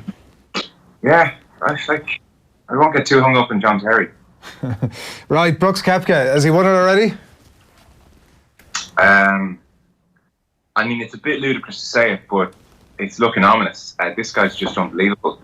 Brandel Chambly, you know, the famous golf commentator over in States, he was saying that when Tiger won the Masters, he was saying maybe the only two players who could kind of live with Tiger might be Rory or DJ when Tiger's at his very best, and Koepka took exception to this. And Chambly had a great line yesterday after Koepka shot the 63 at Bethpage Black. He said, it was like somebody giving me the finger for 4.5 hours. Because to shoot a 63 on that course bogey-free is insane. And all of the other golfers came off and said, I don't know how he did it. And I just didn't, nobody saw 63 out there. And when it gets to major, like this guy's a phenomenon. And he has no weakness in his game. Short game's brilliant. His attitude's brilliant. He hits the ball a billion miles. And he did a really interesting press conference a couple of months ago. It was at some nothing PGA Tour event for some godforsaken reason. I was watching his press conference, and they were saying, like you've pretty much won more majors than you have regular tournaments. What's that all about? And he said, without wanting to sound cocky, he said, I just feel I'm so good at this game and I find this game so easy. So easy. If I'm not winning a normal event by like Friday evening, I get peeved off and I get impatient and I start doing stupid things because I think I should be winning. Whereas at a major, I have the respect. It has my respect, and I'm zen for the week. I'm patient for the week, and whatever happens, double bogeys, triple bogeys, I just come back and make the shots back, and I just hang around. And he's won 3 majors in no time, and he's won them in different ways as well. He's won 2 of them at 16 under. He's won them at +1. He's won a US Open at +1, and the others at 16 under. He's won when he's been leading going into the final round. He's won when he's been behind going into the final round. He's trounced the field by 4 or 5 shots. He's also beaten the field by just 1 shot when it counted at the US Open. There is a real chance that Koepka of the post-Tiger era, so I guess Rory McIlroy is about the eldest of that latest generation, there's a real chance that Koepka's going to come up on the blind side and end up with the most majors. That was actually going to be one of the final questions, Joe. And personally, I completely agree with you. I think he's kind of starting to edge his way in front of that pack. And those quotes that you mentioned from a couple of months ago are gold, to be honest with you. I don't understand why people find Brooks Koepka to be this very boring character. I think he's a little bit different from them. Like, for anybody who missed it, just to kind of go into them a little bit deeper, he says there's 156 players in the fields generally in a major. So you figure at least 80 of them I'm just going to beat. You figure about half of them won't play well from there. So you're down to about maybe 35. And then from 35, some of them just pressure's going to get to them. It only leaves you with a few more, and he just got to beat those guys. And then he says, I don't see why I can't get into double digits in the majors. He knows he's a big time player, and big time players usually know they're big time players because they don't bottle it generally when it comes down to it. Yeah, I think he has a certain disdain for golf, and golfers, like, he's a proper jock. If you take it that, Tiger Woods was sort of nerd turned alpha male in his teenage years. Koepka's just an all-round sportsman, and almost he was so good at golf he couldn't ignore it, kind of thing. So I think he almost has a certain disdain for the sport in some ways, and no respect for it. So he's ambitious. He sees no reason why he shouldn't win lots of majors. we had his coach Claude Harmon on, son of Butch, obviously, on the golf podcast a couple of weeks ago. And so, like, when Koepka first arrived on the scene, he hits he hits the ball a million miles, and he hits these big draws, that kind of right to left shot, which can be harder to control, you know. And so they said, well, we'll teach you to play fade. A lot of the big hitters these days hit fade, you know, the left to right shot, it's easier to control.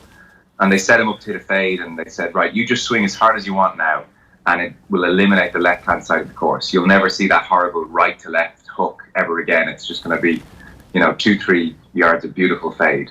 And he was like, okay. He started thrashing at the ball, and he turned around to Claude Harmon and said, it can't be this easy. Yeah. You know, ever since then, it's just been Rolls Royce stuff. Yeah, he's phenomenal. Like, the distance, the short game, the attitude, he's got the kind of cowboy walk. And, you know, there's this whole Brooks feels underappreciated narrative at the moment, because there were a number of tournaments, like US Opens, where he was leading and he felt nobody even wanted to interview him. But this was before he kind of won the big majors. That kind of, that's reached critical mass now. That's like saying Paul Scholes is underappreciated. Brooks Koepka within the game is massively appreciated. And I agree with you, Owen. I think he's a genuinely really interesting character with lots of interesting things to say. He's probably not showbiz, like he's never going to be on the Jimmy Fallon show the way that Tiger or Rory will. But within golf, he's definitely a superstar. And I think he's scaring the lights out of all of them right now. Yeah, Joe, just saying there, so Paul McGinley was talking the other night a little bit, I think it was to Nathan, around him as well. So the suggestion is that now he's definitely not a flash in the pan. He's not someone that's going to be gone in 2 years' time. You say there, disdain for golf as well. Would there be potential for that further down the line, that he may actually think, well, look, I've got 5 or 6 majors, thanks very much, I'll walk away while the going's good? Or do you actually see him longevity, 10, 15 years down the line, he'll still be competing at major tournaments? Yeah, I do. I think he loves the majors. I think, you know, they were even saying on TV last night, if contractually he didn't have to play 20, 22 tournaments a year, he probably wouldn't. You know, he would just play the big events. They would get his juices flowing. But yeah, no, absolutely. I think he's ambitious. I think he wants to make his mark in the game in a big way. I think he'll be around for a long time. And I don't think he's a flash in the pan. Generally, Brandel Chambly talks absolute sense about everything, and you just find yourself overawed by his arguments. You have to agree with him. I was really surprised he thought that Brooks Koepka was just on this brilliant run. You know, he kind of likened it to Harrington's great run where he won those 3 majors in no time. I like, you know, Koepka went in the water at 12 at Augusta. Okay, look, it's a bad mistake to make, obviously, but he was thereabouts again. He followed up that bogey at 12 when everybody else's heads were fried with an eagle on 13. He came right back into it, and his consistency in the majors is frightening. So, yeah, I think he'd be around for a really long time. It's going to be fascinating to see where he ends up. Yeah, like I think the genesis of the argument that Brooks Koepka is underappreciated is that I think people give him credit in the wrong places. They look at his body shape and they say, well, this guy's just huge and he just bashes the ball longer than everybody else. When in actual fact, what you said there, what Claude Harmon was saying, this guy's actually just ridiculously talented. He's picked up that swing so quickly. He said during the week he sometimes just doesn't remember holes 5 through to 12 because he's too bored. He's that talented that he can get bored in the middle of a round of golf. Like, this guy really, I think, is destined for the very, very top. And like, it's kind of ironic watching him alongside Tiger yesterday. Is there a sense that there is any sort of level of domination coming at all from this guy, that he is so robotic in how he plays the game that he could go to a level where actually Jordan Spieth and Dustin Johnson are actually looking up at this guy by a considerable distance? Interestingly, I don't think so. I don't think we'll see Tiger dominance again. I think it will be more... To a certain extent. To a certain, like, obviously it's not going to be Tiger level, but in terms of a gap emerging. Put it this way, I think when you're sitting down with John Duggan previewing every major for the next 10 years, you'll be saying his name. Right. You know, I think you're talking, he's going to be thereabouts. There's no type of golf that won't suit him. There's no type of shot he can't hit. And as you said, it's not just bomb it and kind of, like, he's a brilliant scrambler on the golf course. Like, around the greens, he's an artist as well. His putting's really on this week. He said it in that clip earlier that Phil played. But like, his chipping, his scrambling is brilliant. I have to say, on the whole, you know, you mentioned playing with Tiger yesterday. Tiger sort of struggled, and he's physically, he doesn't look right. Actually, I think Augusta's done more to Tiger than we might realise. But I didn't find the golf that exciting, I have to say. The course, Bethpage Black, like, it's just long. So I watched about 3 hours of it yesterday. I can't really remember many of the holes. They all sort of look the same. They're these really long 480-yard par 4s. And the rough, you know, like, I get it, you know, they want to penalise people not hitting the fairways, but if you're even 4, 5, 6 yards into that rough, a lot of the time you can only hack the ball out 100 yards, you know? So it just can make for some tedious enough golf. I think come Sunday, if the thing is close, then, you know, the penalties from going to the rough will make things quite exciting. But at the moment, we're seeing a lot of lads just hacking out of the rough. I'm just never sure about that type of golf where a few yards off the fairway, 300 yards down there, you're kind of hacking one out 100 yards or 50 yards. It just, with Koepka leading already, take Danny Leeds next to him. Danny Leeds not going to last. He was number 1 in putting yesterday. That's not going to last a week. Like, he's 4 shots of Fleetwood. He's about 6 shots clear of the real quality chasing pack, like Fowler and Dustin Johnson and Phil Mickelson and Jason Day are all hovering in 1 under, which under any other circumstances at Bethpage Black would be a good score. Like 6 shots, you know. You would love if it was a golf course where they felt they could put a bit of a run on them and you know, like Augusta, pick up 3, 4 birdies at some stage. So at the moment, if Koepka kind of keeps things steady, that bunch are going to have to fight so hard to catch him. I think they are now relying on him to come back into him. So, you know, often the agenda is of a major 7-day one if it's going to be a front runner. We have that kind of a situation, I think. It's all eyes on Koepka to see what he does. Good stuff. Enjoy the weekend, Joe. Thanks a million. All right, fellas. See you. Joe Molloy on the line there ahead of the weekend at the PGA. No worries. See you, man. Championship.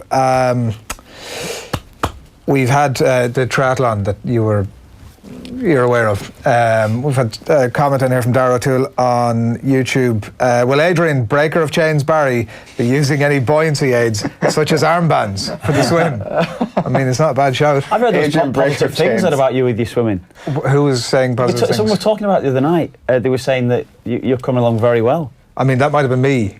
Was which it? I wouldn't take it was someone talking about you, but obviously you relayed that message. Well, there wouldn't be anybody that is aware of how I'm coming along apart from myself. I haven't really done any proper swimming for sort of 5 or 6 years, and I've done maybe 5, 6 swims back. One last night. You feel stronger as you go. Like, it's actually amazing. It's way the toughest part of that triathlon. Appreciate that now. Yeah, appreciate that now. How you picked up your bikes yesterday? Yeah, well, no, we're picking them up next week. We just got them fitted yesterday. Right. So take it for a bit of a spin. Just got to make sure your toes can touch the ground. There we go. Look, did you take it for a spin? Yeah, we did. I almost fell off immediately. Right. Yeah. Any good? Do you do much? What they call the things that slot into the clips? Mine didn't. Ger had little slots for his feature. Do you do much cycling? No. I think Ger actually took a video. I'm sure you're probably going to throw it. No, I mean, do you know how to cycle? I suppose. Yes, I do. But like, this is the first time I've ever gotten on like one of those racing bikes. Right. They're different. It's not a full racer, but like even the gear shifts and stuff like that. Turns out it's not like riding a bike. Have you ever rode a bike before? Yeah, really? Well, it doesn't sound like it. I'm an expert in riding a bike. I was just a bit wobbly at the start. They're wafer thin, the wheels.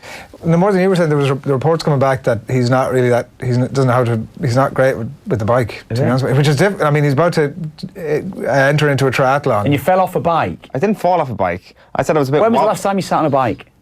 2 weeks ago. Before that? A couple of weeks before that. Did you? Yeah. So you're a regular bike? You're a regular bike. But like not in the racing thing. It's like get from A to B. Yeah, right. So you had a chopper when you were 7 or 8. Is that what it is? It wasn't a chopper. Jesus, who do you think I am? Kevin out of Wonder Years.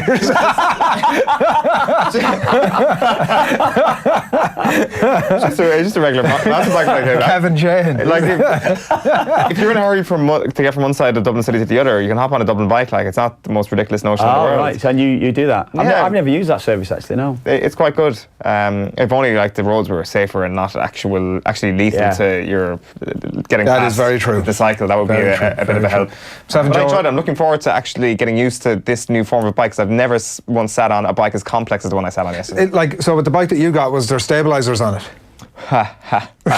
God, the Friday mornings, I'd say, just really enthuse you, Kevin. You're very welcome. What's complex about the bike? So the gear shifts on the front that are different. So on the brakes? Yeah, I've never used those. Come on, they're easy to use though. It's just kind of the direction of them. I don't know which one is going up or down. And at least you're turning up to do the triathlon, and I endorse that. And well done, and fair play. Good team ethic. I'm actually, even by your standards, I'm disappointed the stabilisers joke came out. Like, you could have at least just got that out of the way. Barry Bance, isn't it? You once had a bike with a motor as well, actually. Jerry Gilroy, of course, a big fan of motors and bikes. Can you imagine to Jerry, you said that to Jerry, that would have been brilliant, wouldn't it? Music to his ears. Yeah, he was lapping it up.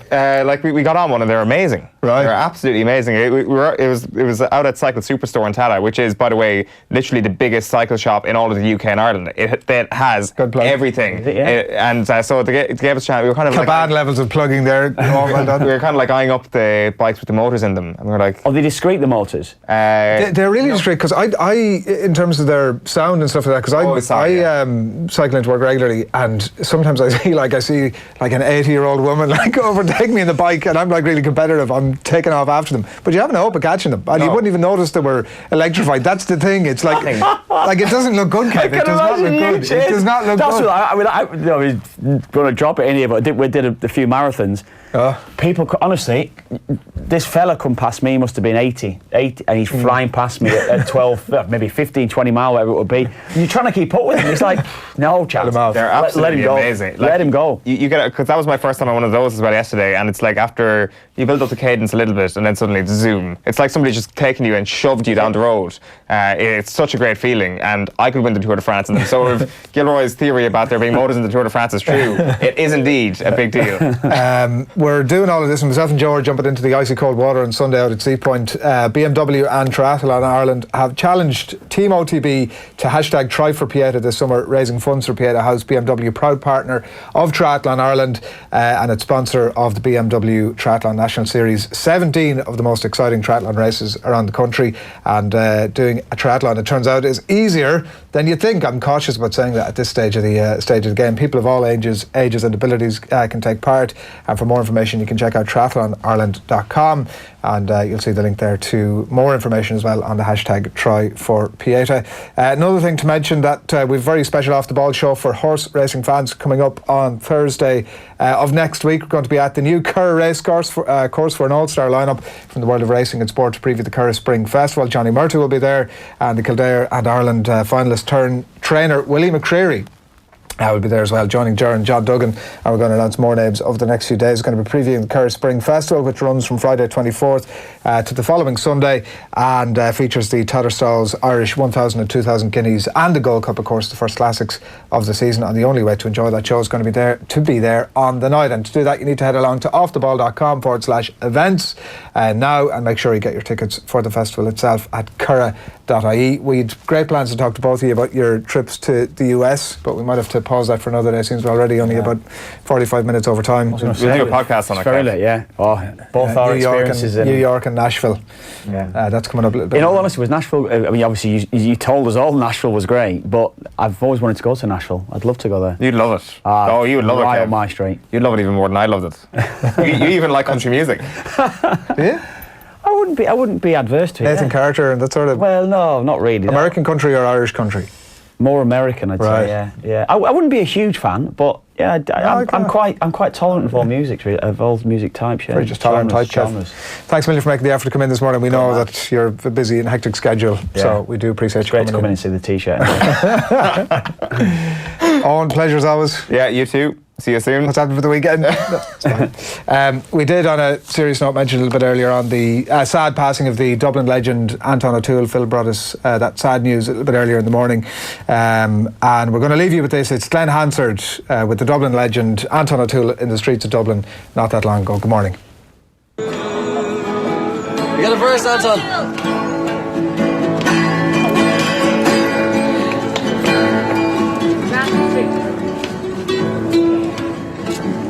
Sing the first verse again, everybody. You ready? Let's do it together. Unraveling the stream of an autumn day, I saw and that word I never said, that time might one day I saw.